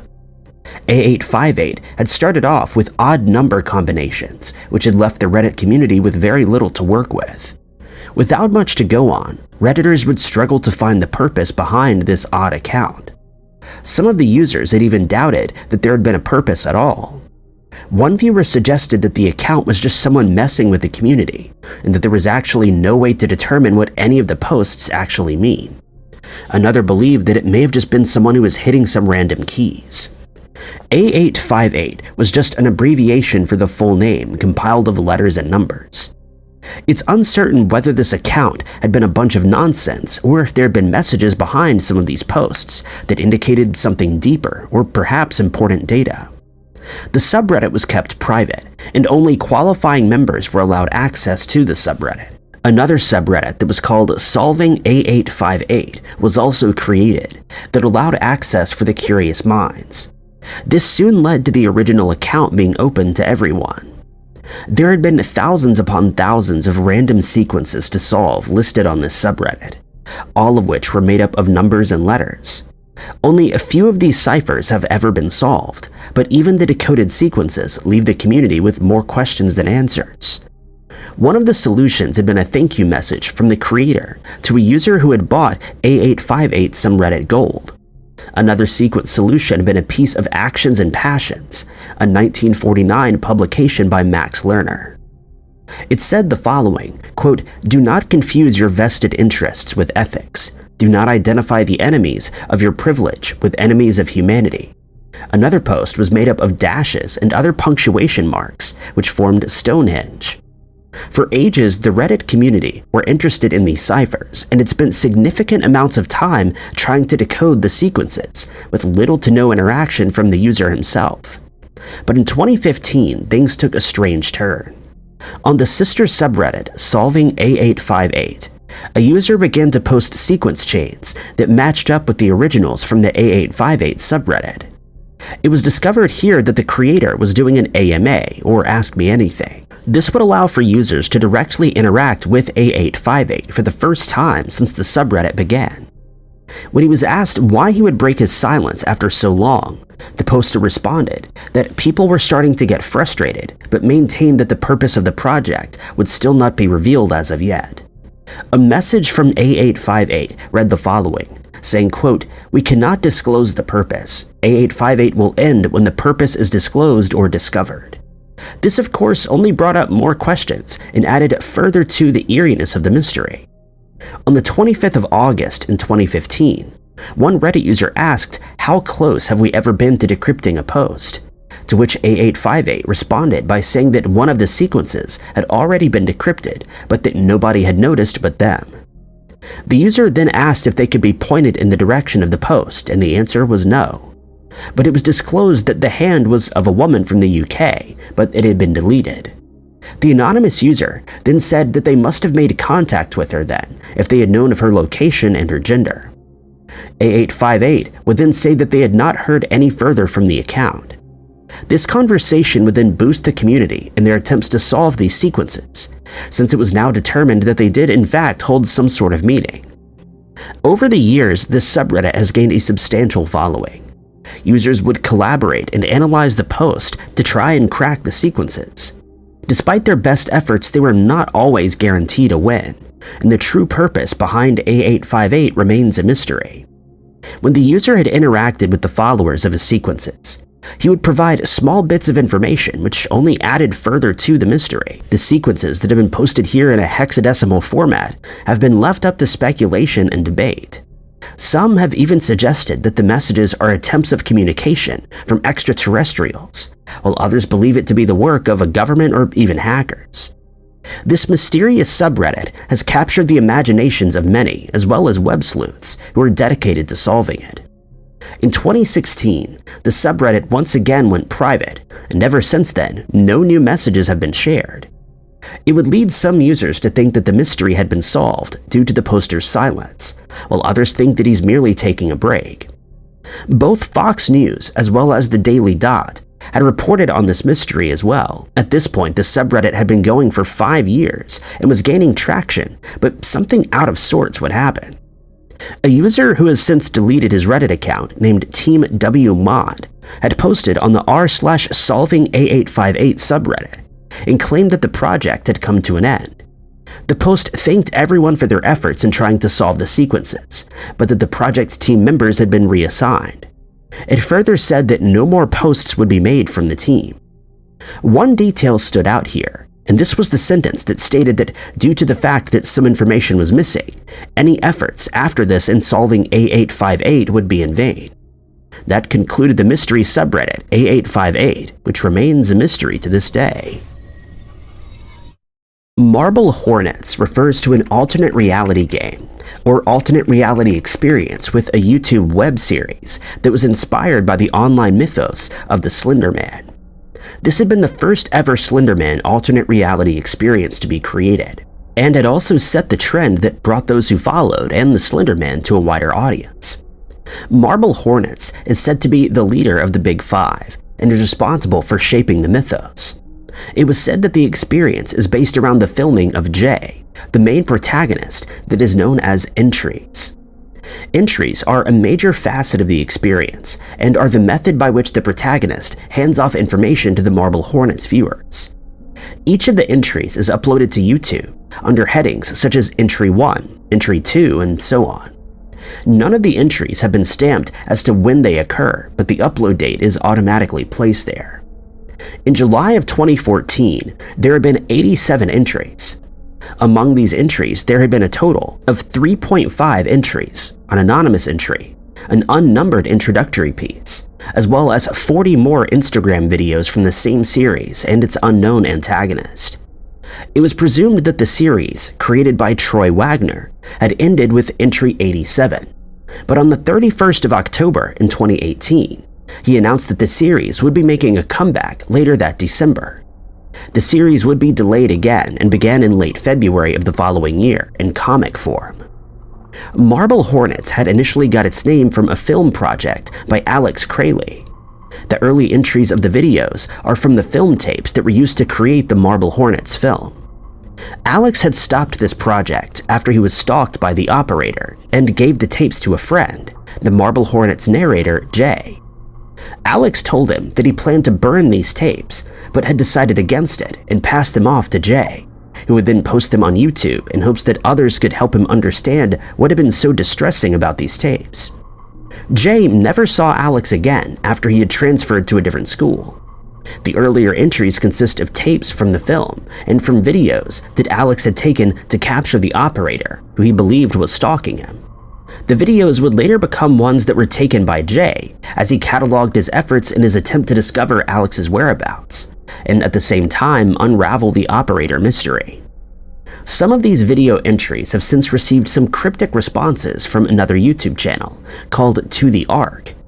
This channel has been making threats, statements, and predictions concerning the events that happen in these videos as the entries progress. The characters of this experience include Alex Crayley, who directed the Marble film, from which the YouTube series gets its name, Jay Merrick, or Troy Wagner, who's the uploader, and among others there's the operator, who's being based off of the Slender Man. The first video was uploaded on the 20th of June in 2009 by Troy Wagner. This had been the first web series that was created around the character. Upon venturing onto the YouTube channel for the series and scrolling through the 87 videos, an eerie feeling is bound to accompany the viewer. The first ever video is titled Introduction, which then moved on to entry number 1. The first entry here explains that the uploader had viewed a few of the tapes, but found that this one in particular didn't quite fit in with the rest. The text explains that he believed that the setting takes place inside Alex's house and not on the set of the Marble Hornets film. The eerie video has no audio and seems to be Alex filming as he makes his way to a door where a porch can be seen. The missing audio seemed to be the only odd thing about the first entry. After watching a few more tapes, the uploader discovered entry 2, which was a clip of Alex talking as he drove. It's believed that this takes place before the first entry. Alex explains that he'd taken his dog for a walk around midnight near the Marble Hornets set. He explains that down the road, he had seen a tall entity standing right in the center of the street, completely still. Alex travels right back to where he had seen the entity, who we'll discover is the operator, or the Slender Man. The video shows the man panning around the area with the camera, but no one is there. He guessed that the entity must have moved on. By entry number 3, Troy or Jay now notices that most of the tapes are entirely unrelated to Marble Hornets. This entry was said to have been compiled of around 12 tapes, which seemed to mainly film Alex himself. In the first clip, which seems to have no meaning, the bottom half of him can be seen, and the sound of crumpling paper can be heard. In the following clip, he films the trees and the sound of distant cicadas. After another strange clip, Alex is seen sitting and typing on a computer, with the camera filming him as he did so. He appears to be startled by a noise at the window, and the tape ends shortly after. Many of these videos seem to be taken of the outdoors and in forest areas, or of Alex driving at night. In one of the last clips, Alex appears to be looking out of the window in a paranoid manner before a phone alarm goes off. He ends the tape there. The uploader believes that those entries contained nothing substantial. A more troubling tape made its way onto entry number 10. It appeared that Alex had been running away from whatever he believed was following him. It was entry number 12 that started to cause some distress in the viewers.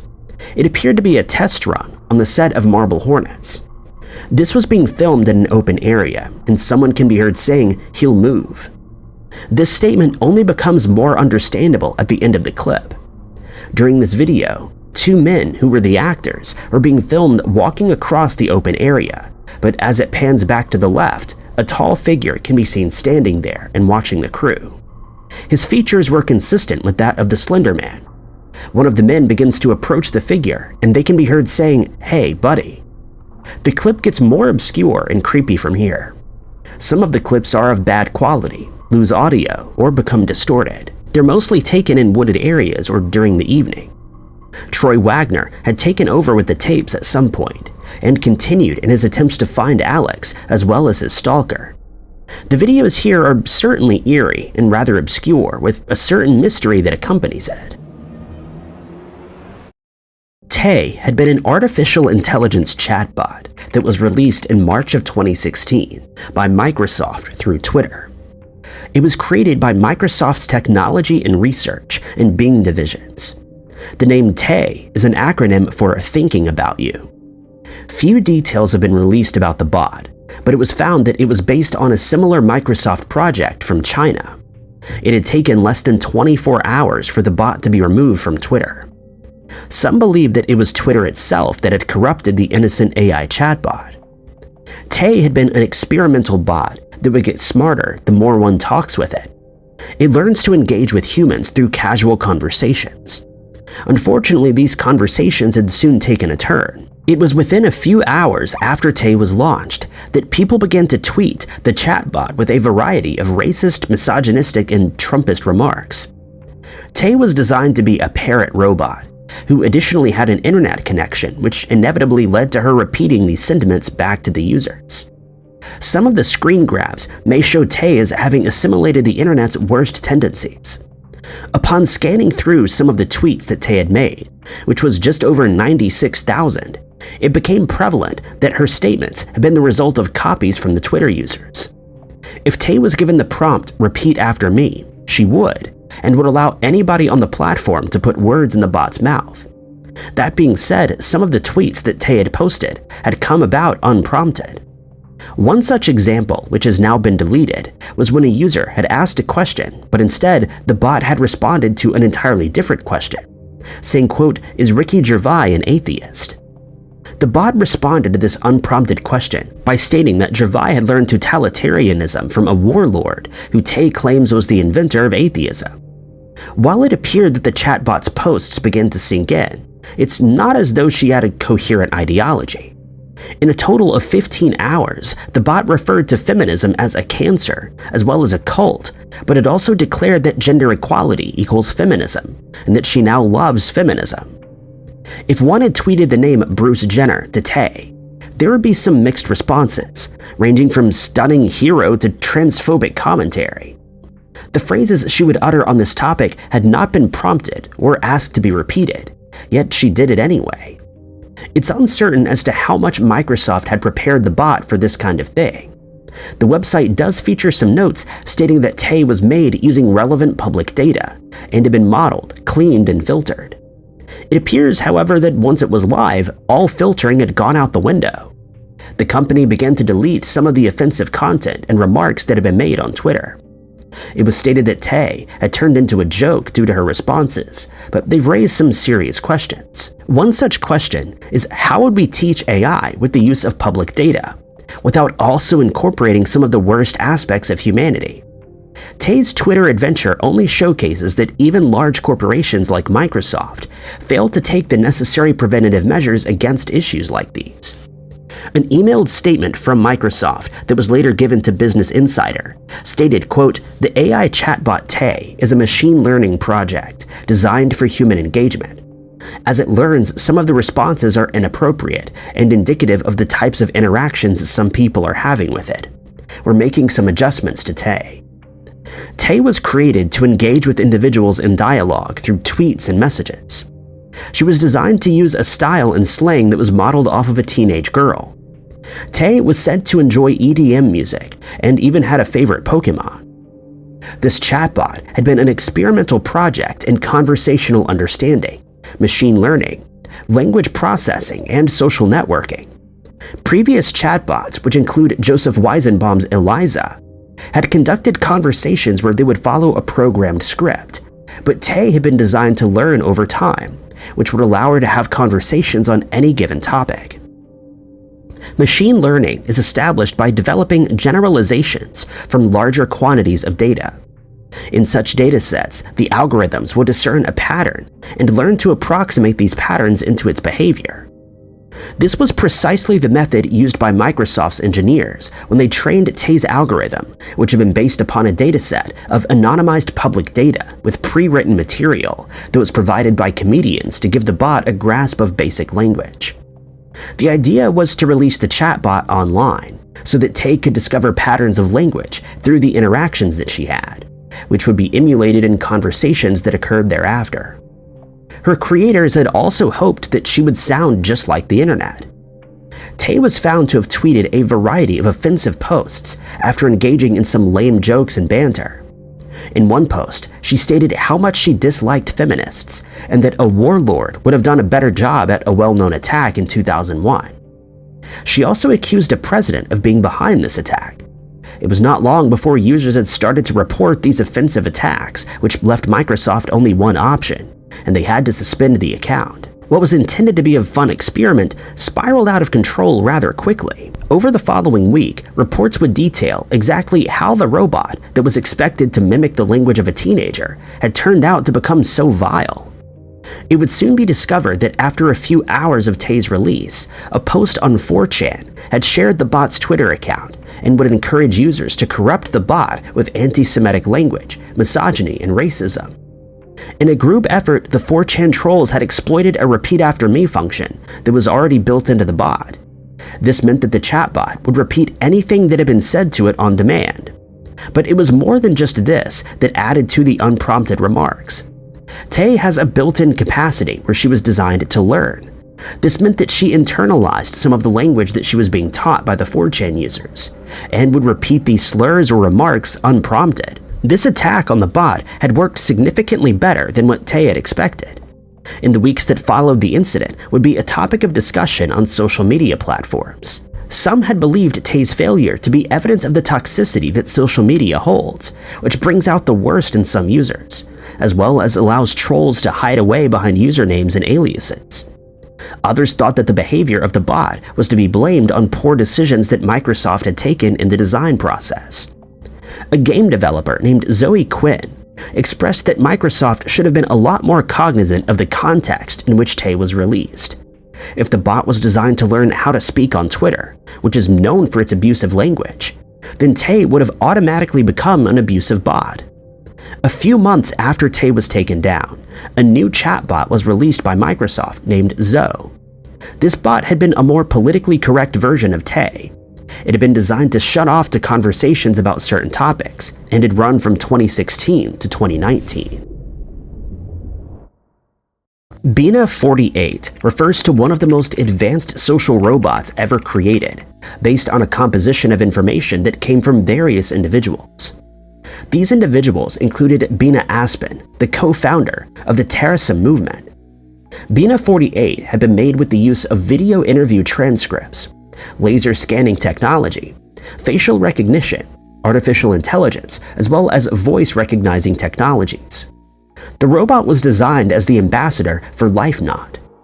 It was made to be a social machine that had the ability to interact based on information, memories, beliefs, and even values that were collected from a real-life person after whom she was named. Bina 48 is said to be the early illustration of the first phase of the Rendlesham hypothesis that states, quote, "A conscious analog of a person may be created by combining sufficiently detailed data about a person using future consciousness software."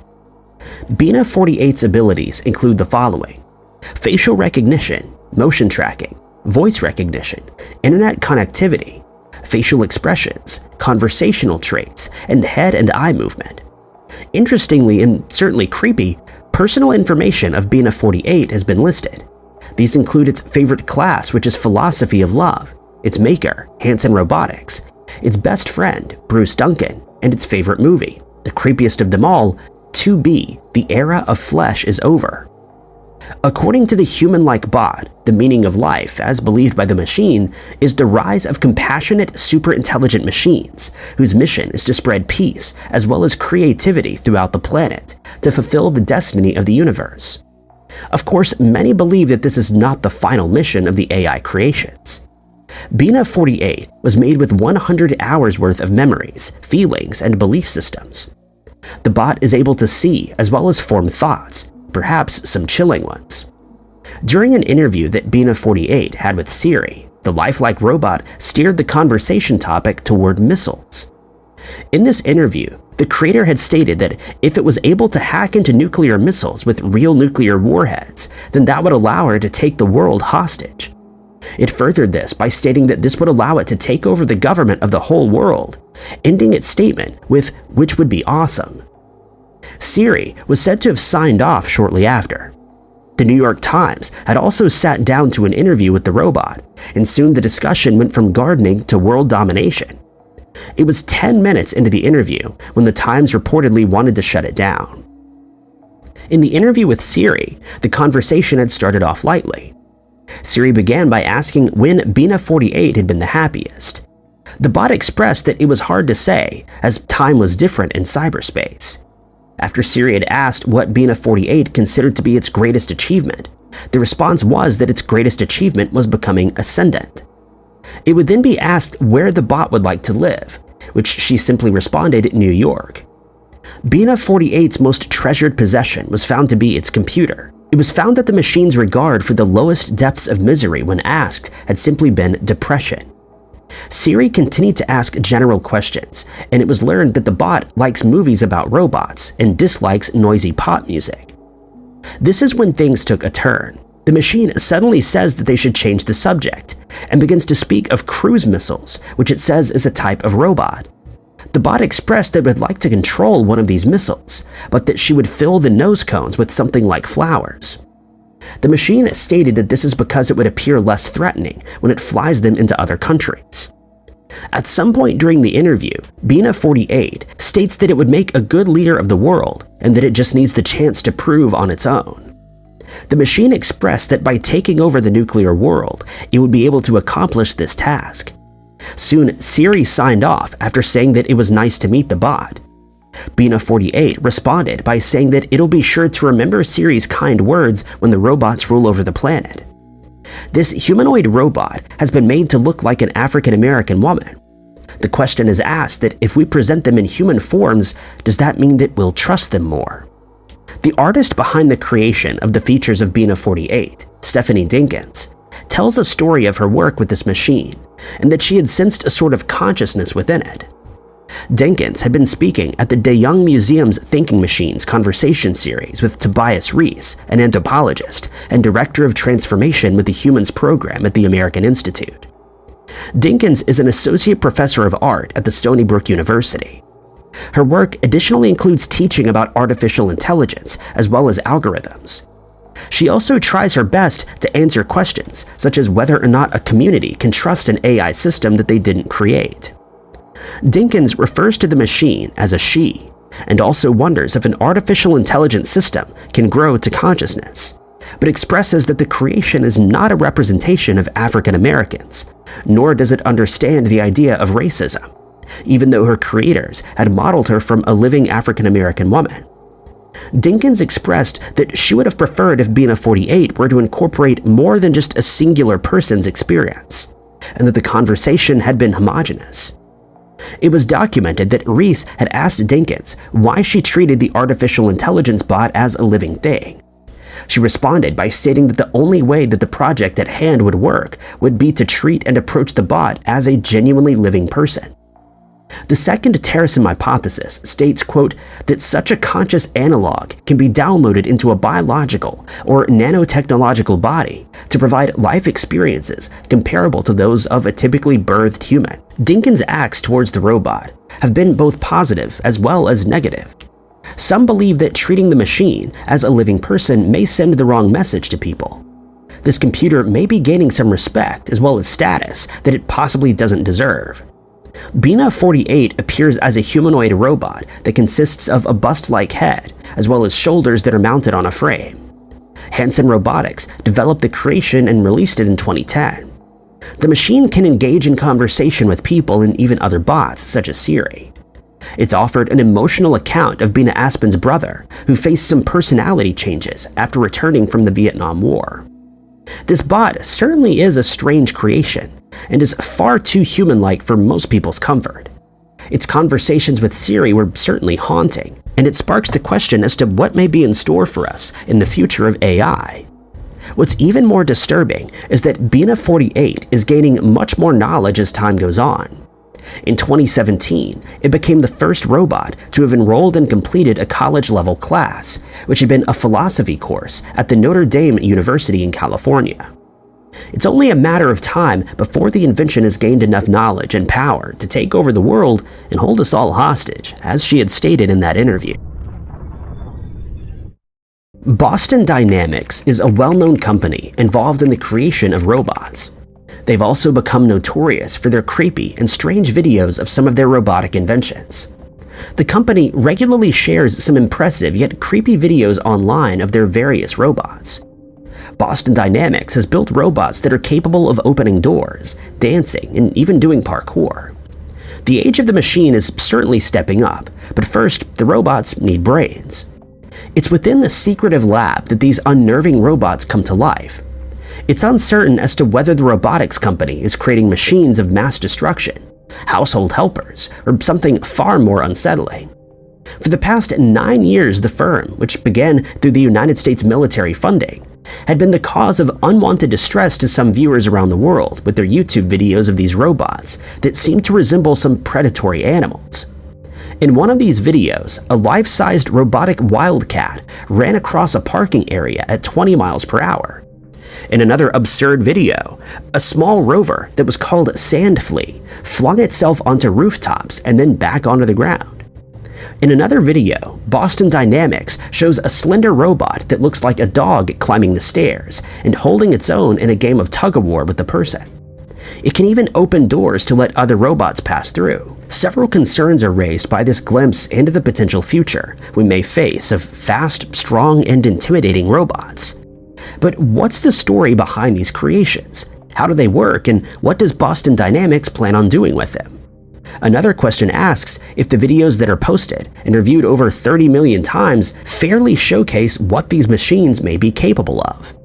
The company certainly did not show any interest in elaborating further on any of these inquiries. For months, the company and SoftBank, its parent company, had rebuffed various requests that sought information about its work. Additionally, when a reporter had attempted to visit the headquarters of Boston Dynamics in the Boston region in Massachusetts, he'd been abruptly turned away. But later, when the Associated Press had spoken with 10 individuals who worked with the company, or the 68-year-old founder, Mark Raybert, an agreement was made for a brief interview. The CEO demonstrated the machine that would be the first commercial robot of the company in its 26-year history.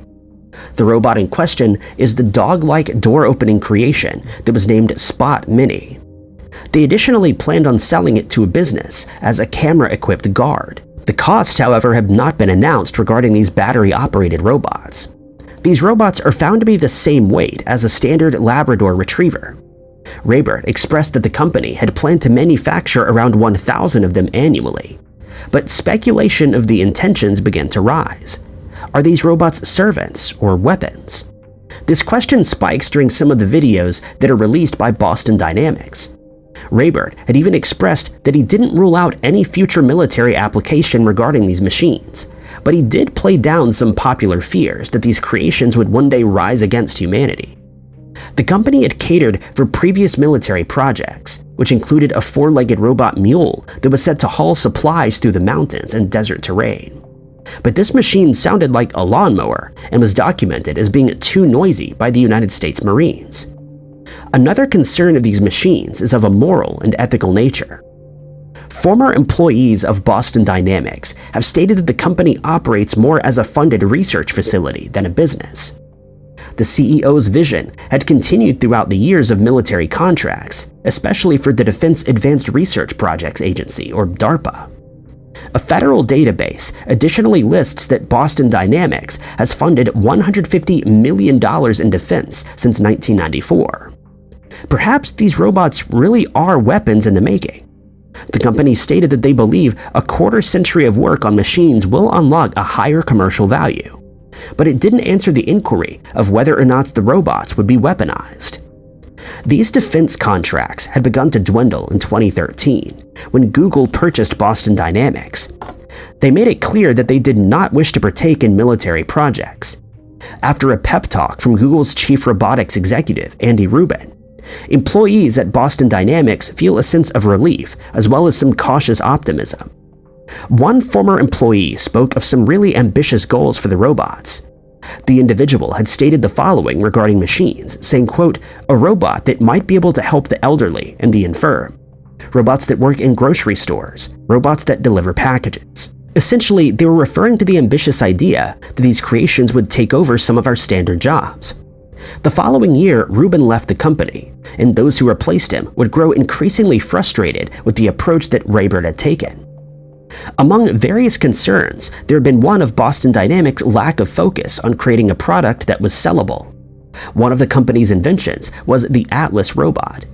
This robot appeared as a hulking humanoid that could hike across uneven and broken grounds, jump on pedestals, as well as perform a backflip. In the videos that were released by Boston Dynamics, the robots wander across various locales, including the company's headquarters, the New Hampshire Ski Lodge, and throughout meadows and woodlands. Robot and artificial intelligence fears have been on the rise in recent years as technology becomes more advanced. Elon Musk is one who suggests such caution with AI. He expressed the need to regulate these creations, as well as programming the machines with an off switch should things take a turn for the worst. It's believed that AI technology may result in the loss of human influence. One such example is making use of AI in healthcare circumstances, which may result in a lack of human empathy as well as reasoning. The mystery about the creations at Boston Dynamics lies within the reasoning behind the machines and what they're potentially going to be used for later on. The videos that have been released have stirred up some strange reactions among viewers, from fear to interest and fascination. We've all heard stories of people who disappear without a trace, and in some extreme cases, entire towns that disappear without explanation. For example, the inhabitants of Roanoke, who seemingly vanished off the face of the planet around 1590. But there's a lesser-known town that seemingly suffered the same fate, though debate is still ongoing as to whether Ong's Hat in New Jersey was a town, an informal settlement, a hamlet, or whether it really existed at all. Ong's hat was said to have existed in the Burlington County Pine Barrens, and its odd name was derived from one of its inhabitants, a man named Jacob Ong. Jacob's grandparents were originally from Suffolk County in England, but in 1631 they traveled to the States with their 3 children in search of religious tolerance. Isaac relocated to Mansfield Township in Burlington County somewhere around 1688 along with his wife Mary, where they made a home on a plantation and they would go on to have 5 children, one of which was Jacob Sr. But Jacob Sr. would pass away in 1696, and his son Jacob would continue his legacy as a farmer, though he was known to be a little more of a colorful character than his father was, and it wasn't always a positive thing. On one occasion, Jacob was arrested for riding his horse too fast in a certain area, where galloping was not allowed, but he managed to get off scot-free when none of the witnesses to the transgression showed up for his court date. In around 1700, Jacob decided to leave Mansfield Township, and he bought 100 acres of land in Northampton Township, since the swamps in that area contained cedar trees which he could harvest and make some good money. This area would eventually become Ong's Hat, and the story of how the town got its name is disputed, but most people believe it came from an altercation in a tavern. Not everyone was fond of Jacob, as he was known to be a bit of a character that would often be seen drinking in the tavern, while making charming advances towards the women who were present.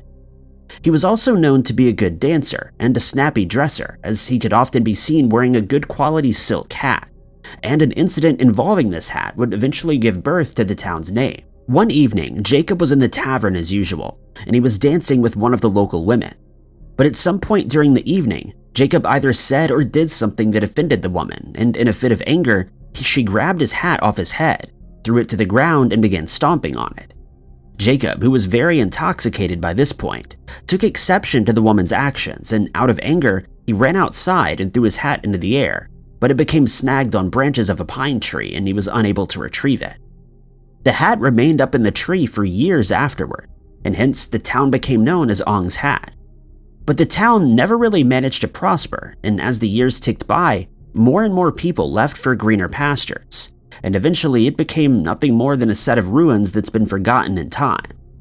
But Ong's Hat would step into the limelight once more when author Joseph MechFeni published a book entitled Ong's Hat: The Beginning, which features a set of twins called Frank and Althea Dobbs. Frank and Althea were born into a strange family who lived in Texas, and from the day they were born, they were exposed to weird and fantastical things, since their father was the founder of a cult that worshipped extraterrestrial beings. But when they grew up, the twins studied at Princeton, where they worked on a theory that it's possible for humans to access parts of the brain that were previously thought to be dormant, giving them the ability to heal themselves of diseases and to dramatically slow or even halt the aging process. The twins called this theory cognitive chaos, and as inviting as it may sound to you and me, the higher-ups at Princeton thought it to be too much.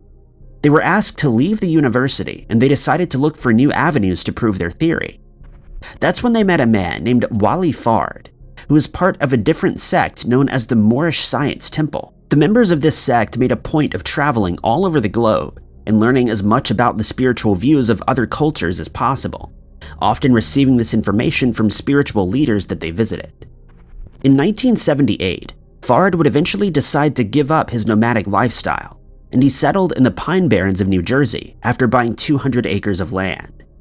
Once he made his way there, he decided to become a spiritual leader himself, and he established the Moorish Science Ashram. He then released a series of pamphlets that described the ashram's beliefs and ideologies, and he soon started to attract followers from all over the country, including the Dobbs twins, who were delighted to learn that this was the perfect place for them to continue their research. They started conducting a series of experiments, one of which involved sensory deprivation, and they discovered that if someone learned to control their thought patterns while undergoing sensory deprivation, it becomes possible for them to travel to alternate universes. To make the journey to these universes more tolerable, they built vessels known as eggs, and on one occasion while testing the vessel, it suddenly disappeared into thin air with a test subject, a young man, still inside. But just 7 minutes later, the egg appeared once again, and the man reported that he had traveled to an alternate dimension as predicted, where he found himself on an alternate version of Earth that contained no humans whatsoever. Over the next few years, the ashram moved piece by piece to the other dimension, but the egg occasionally returns to our reality when supplies on the other side begin to run out. The mystery of Ong's hat gained massive internet popularity in the 1990s and the early 2000s, when a series of documents from 1989 revealed the town's history. The author, however, eventually addressed the mystery, stating that it's a work of fiction and nothing more. But as is the way of the internet, many people believe that this is just a way to deflect attention away from the possibility of interdimensional travel. And today, there are still many conspiracy theorists who are in search of the town. Some of the most popular internet mysteries are those that promise actual treasure if the mystery's answers are unraveled. For example, the Byron Price treasure, that promised treasure hunters a prize consisting of a gem worth $1,000 if they were able to follow the clues and track down the location of the treasure, of which there were 12. Many of these gems were eventually found by treasure hunters, who were smart enough to find the locations that were set out in a book. But one mystery, known as the Golden Owl, is yet to be solved, and many internet sleuths who possess the clues continue to search for it to this day. It all began when author Max Valentine decided to start a treasure hunt, and he buried a bronze owl statuette somewhere in mainland France in 1993. Following this, Valentine released an illustrated book called The Hunt for the Golden Owl. You might wonder why anyone would go to any lengths to uncover a small bronze statue of an owl, but this is where the internet mystery gets interesting. The first person to unearth the statuette will receive an actual prize which consists of an identical statue, only this one is made of gold. Furthermore, it's adorned with diamonds, rubies, and silver, and whoever finds it will certainly be in for a big payday. Unfortunately, Valentine passed away in 2009, 16 years after setting the treasure hunt. But the answers weren't lost, as the true location of the treasure was passed on to a man named Michael Becker. And before his passing, Valentine answered many questions about the mystery on the Minitel, a video text service that served as a forerunner of the internet as we know it today. Valentine's passing did nothing to quell the thirst of the treasure hunters who were looking for the owl, since the clues are still available for anyone to follow. Those who don't have access to a physical copy of Valentine's book can easily download the clues from the internet, but this has made little difference as no one has been able to decipher them correctly. There are 11 clues altogether, each more cryptic than the last, and the first, called B Enigma, starts with the sentence, "He is no more blind than one that does not want to see," followed by a series of numbers laid out as follows. 1 equals 530, 3 equals 470, 5 equals 600, 7 equals 420, and 9 equals 650. This part of the mystery is considered to be solved as the numbers are believed to dictate the order in which the clues are to be followed.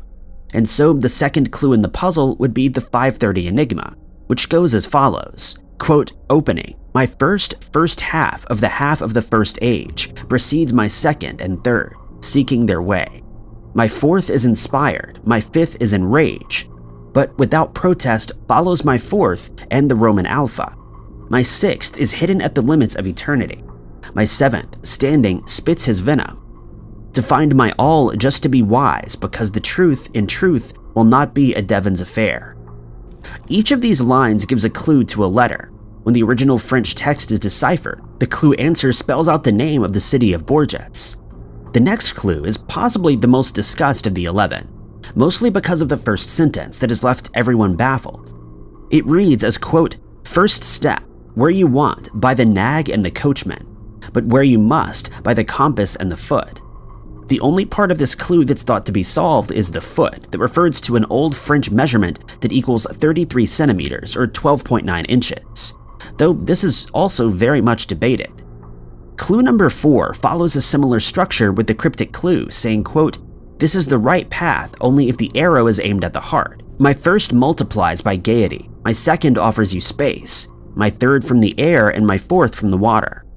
When he's lying down, my fifth hums, my sixth is worth 100, and my seventh is just one node. My eighth tastes like laurel, while my ninth with astonishment stays behind. My 10th is always naked where there's a link.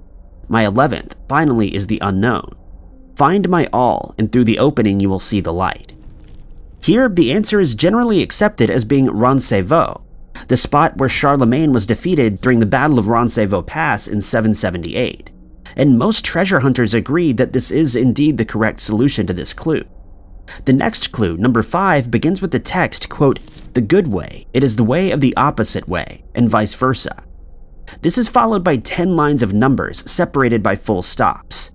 Each line is given a value of 1 through 9, with the last being given a value of 0.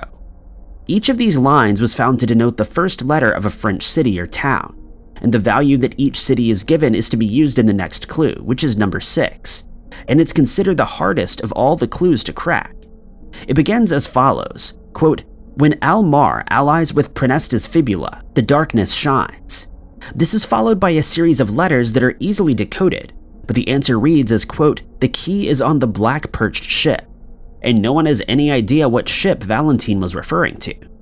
This brings us to clue number 6, which reads UT Quintilaxis, A2424-42, -424-44-224, -24-42-24, borrows the orthogonal to find the spiral with 4 centers, 560,606 measures, it is far, but by the mega it is 1,000,000 times less.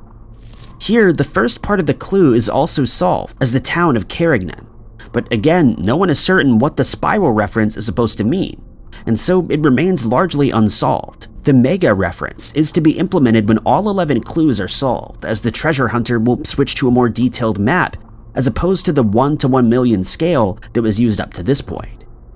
Clue number 8 is much longer than the others and begins with the line, "From the sky comes the light," followed by another sequence of numbers and the clue, "Then lend a bow to Apollo. From there, he will count 1,969,697 measures towards the zenith. In a 46,241,860th fraction of a sidereal day, his line will fall.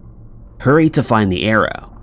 This clue is also partially solved with the use of the 33cm measurement from a previous clue, and it's accepted that the answer is Golf Juan.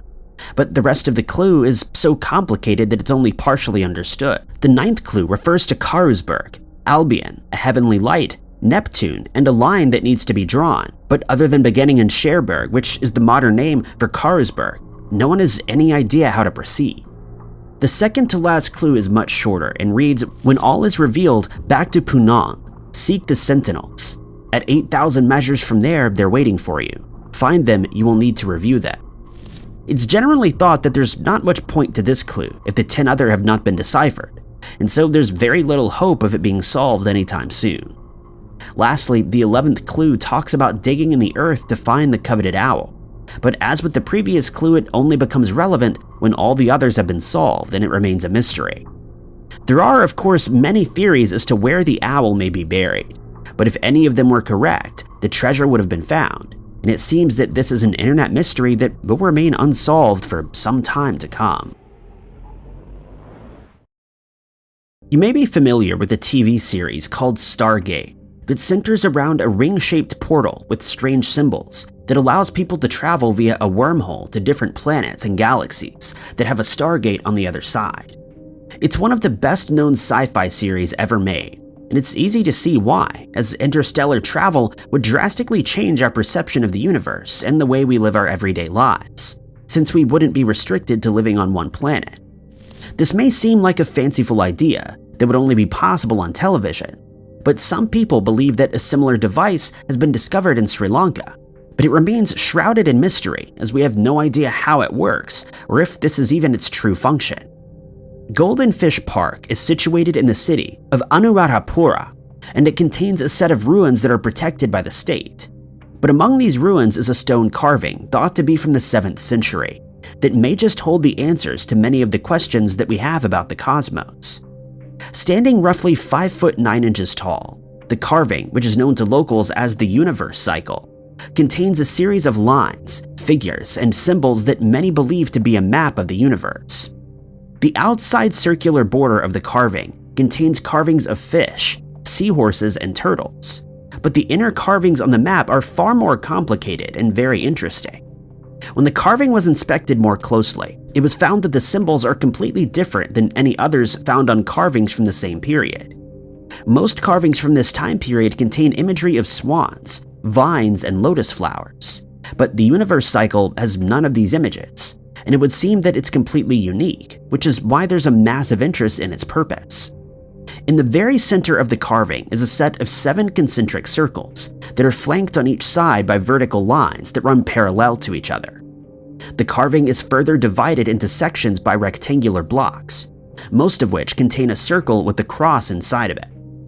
Furthermore, it contains images of umbrellas or maybe bows and arrows, kites, strange indistinguishable shapes and lines that seem to form a wavy pattern.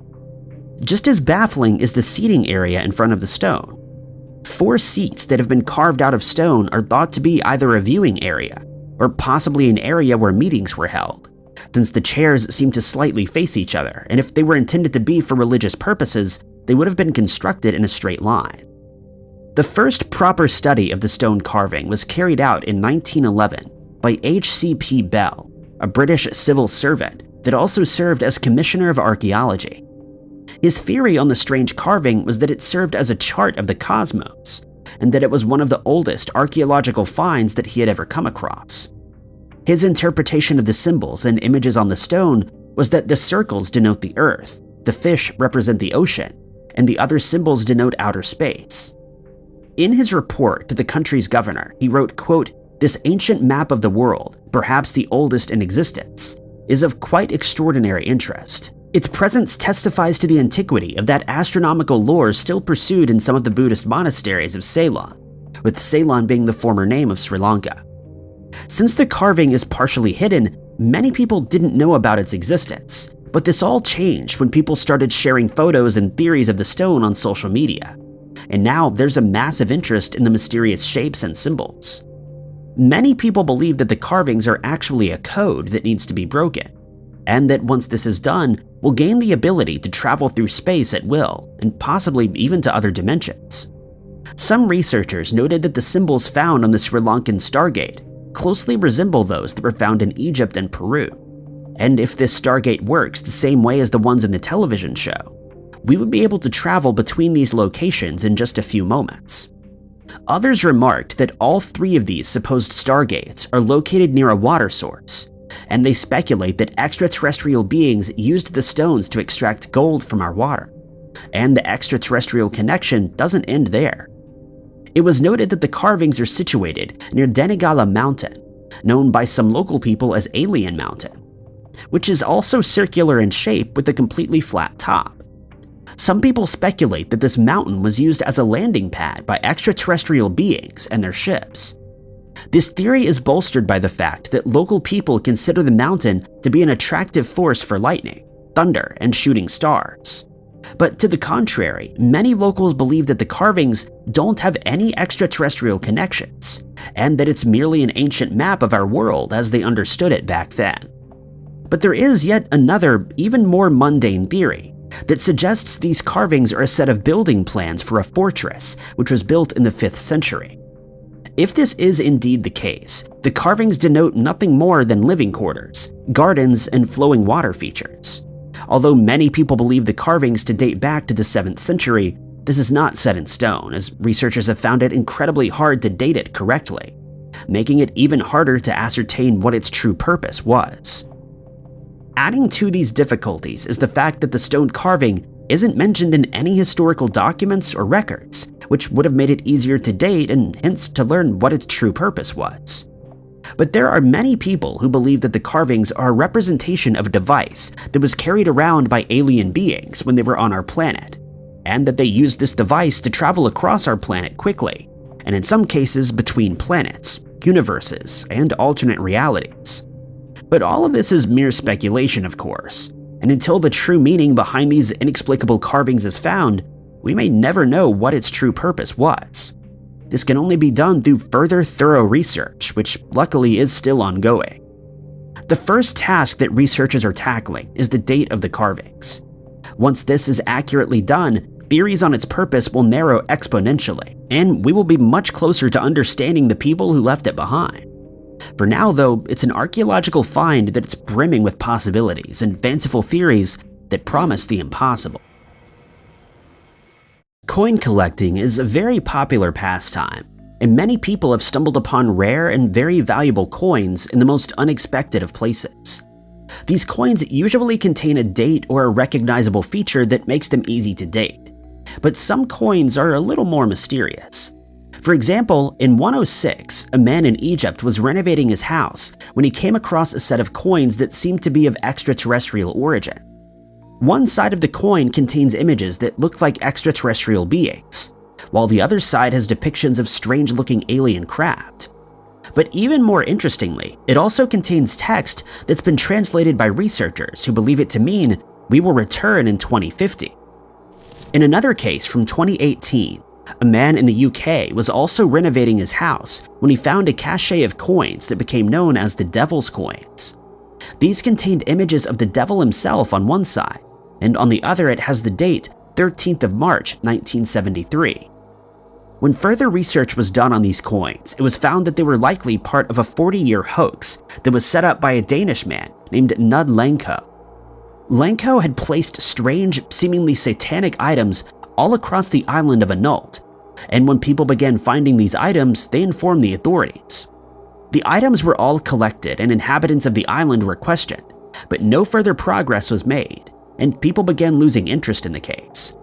But just as everyone thought it was all over, the devil coins began to appear. They would be discovered in strange places, including behind paintings, inside churches, and even hidden in famous statues. More than 400 of these coins were eventually found, and people in Denmark still consider this to be one of the greatest hoaxes ever carried out in their country. Another strange discovery that was made in a tomb in Greece featured coins that contained the likeness of Alexander the Great. The coins were found beside the remains of an unknown person, but it's speculated that they held a high rank since their tomb contains statuettes and intricate carvings. The coins will now be used as a clue to the person's identity. But the coin that's been discovered is causing quite a stir, especially among internet users, as it seems to contain evidence that it's from the future, more specifically from the year 2039. After the discovery was made by a Mexican man named Diego Aviles, he uploaded a video of it to YouTube, and immediately internet sleuths jumped at the chance to get involved in an unsolved mystery. Diego stated that when he found the coin, he didn't think much of it until he inspected it more closely, and he discovered that it had all the telltale signs of a Reichsmark, which was used by Hitler's Third Reich until it was replaced in 1948. He found this to be pretty interesting, but what really struck him as strange was the fact that the coin had been stamped with the date 2039. It also contains Spanish text that translates to New Germany, and on the other side is German text that reads All in One Nation. There's no German coin that contains this inscription, making the find ever more mysterious. As is the way of the internet, many theories started to pop up soon after the video was released, and people began to speculate that Diego may have uncovered proof that time travel has become possible in the future. They claim that a third world war will be fought in the near future, and that Germany will be the victors this time around, or at the very least play a major role during the war, since they'll seemingly release a currency that will be used across the globe. Others believe that the coin is proof of interdimensional travel, and that the coin is from a reality where the German nation has overthrown all governments on Earth, and they reign as a global superpower. Given that many people believe that there was an extraterrestrial element to the German campaign during the Second World War, speculation has run rife that this coin is proof of these claims, and that German forces were either aided by extraterrestrial beings or that they had secret knowledge of certain extraterrestrial technologies. For many years, there have been rumors of the existence of a German base in Antarctica that was established during the Second World War, and that it's still fully operational today. Some theorists speculate that these bunkers still contain German soldiers, and that the coin is proof that these soldiers will emerge from these bunkers at the advent of the Third World War in order to fight alongside their fellow soldiers. There have been reports that the coin has been sent for further study, but whether these rumors are true isn't known. It's also not known who the coin has been sent to, and so we have no idea if there will be an update on this case anytime soon. Whatever the case may be, it's certainly an interesting case to think about. If the coin is indeed faked, who was it that decided to make such a coin, and for what purpose other than to spread confusion? If it's real, on the other hand, we may be in for another world war that this time will have a very different outcome that will result in a very different world to live in. But for now, there's no definitive proof either way, and until we learn about this mysterious coin from the future, we can only guess where it actually came from. There are many channels on YouTube that feature paranormal investigations inside people's homes, inside abandoned hospitals, prisons, and sanatoriums. But among the more creepy of these videos are the investigations carried out inside abandoned mines that are rumored to be haunted. An example of these mines is the Vulture Gold Mine, which is situated in Wickenburg, Arizona. This mine was used by prospectors who were looking for their fortune in gold during the 1880s, and it's said that many of these miners' spirits still dwell within. During one paranormal investigation, members of the team reported that while they were in the mine, they had rocks thrown at them by an unseen force, and that they heard ghostly, disembodied voices that urged them to leave the mine, or failing to do so, they would lose their lives. Another mine that's said to be haunted by the spirits of long-gone miners is the Sphinx gold mine in Colorado. During one paranormal investigation in the mine, investigators encountered a small but evil spirit that they named the Tommyknocker. It's also said that this mine contains the spirit of a witch that was buried there. The tale goes that the witch used the mine as an area where she could practice black magic rituals, and that she'll frighten the life out of anyone who comes across her path. In North Carolina, the Reed Gold Mine is known to be the very first site of the discovery of gold in the United States, since this was done in 1799. It's still possible to visit the mine today, and visitors often pan for their own nugget of gold. But it's said to be haunted by the spirit of a woman who lost her life during the gold rush, and visitors have often reported hearing the ghostly screams of a woman coming from the deep, dark depths of the mine. Then there's the Ringwood Mine in New Jersey. Here, visitors claim to hear disembodied footsteps and voices that can be heard calling out from the depths. Others have seen full-body apparitions of spirits of miners still clutching their lanterns as they make their way through the mine.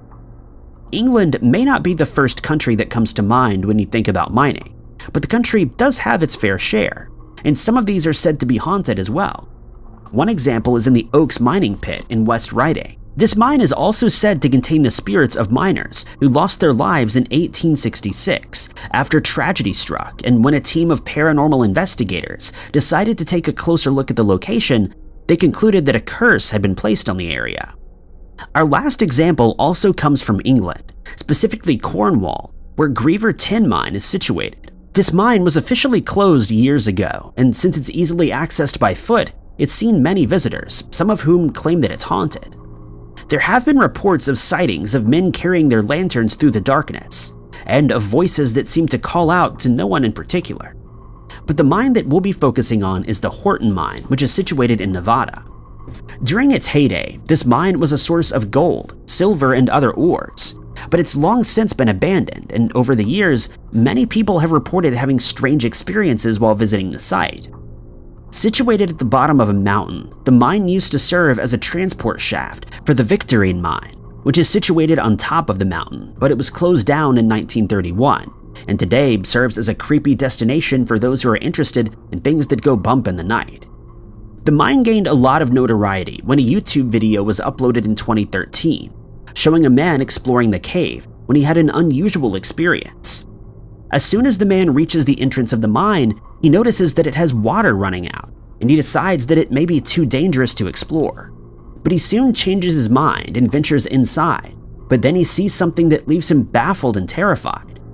In the footage, there are thick chains that have been embedded in the mine ceiling, and at first, the man doesn't take too much notice of them. That is, until he ventures a little deeper and notices something strange going on. One of the chains can be seen swinging back and forth, and he instantly stops in his tracks as he feels a strange presence around him. He notices that none of the other chains are moving, and all of a sudden, he says the temperature in that area dropped significantly. Followed by a feeling even more uncomfortable than before, this time coming from the darkness in the tunnel ahead of him. The man would revisit the mine again later, and this time, he decided to venture even deeper into the darkness, eventually making it to the end of the tunnels. but he also experienced a lot more strange activity than he did on his first visit. He says that he could hear the voices of miners long gone, some of them asking why he's trespassing, who he is, and if he had a desire to lose his life. Furthermore, he could hear the sound of mining equipment and machinery that certainly should not have been there. He concluded his visit to the mine, and upon making it out into daylight, he swore that he would never go into Horton Mine ever again, since it was just too creepy. He says that with every step that he took into the mine, he felt more uncomfortable, and out of the hundreds of mines that he's explored, this was without a doubt the scariest and spookiest. Other visitors have also heard the clanking of chains as if they were still being used by miners who have long since passed away. And in some cases, people have claimed to have seen misty white figures lurking in the darkness. Thank you guys so much for watching. If you liked this video, be sure to hit that like button. Also, don't forget to subscribe and click that notification bell to keep up to date with all of our future uploads. But my name is Tannis, and I'll catch you guys in the next video.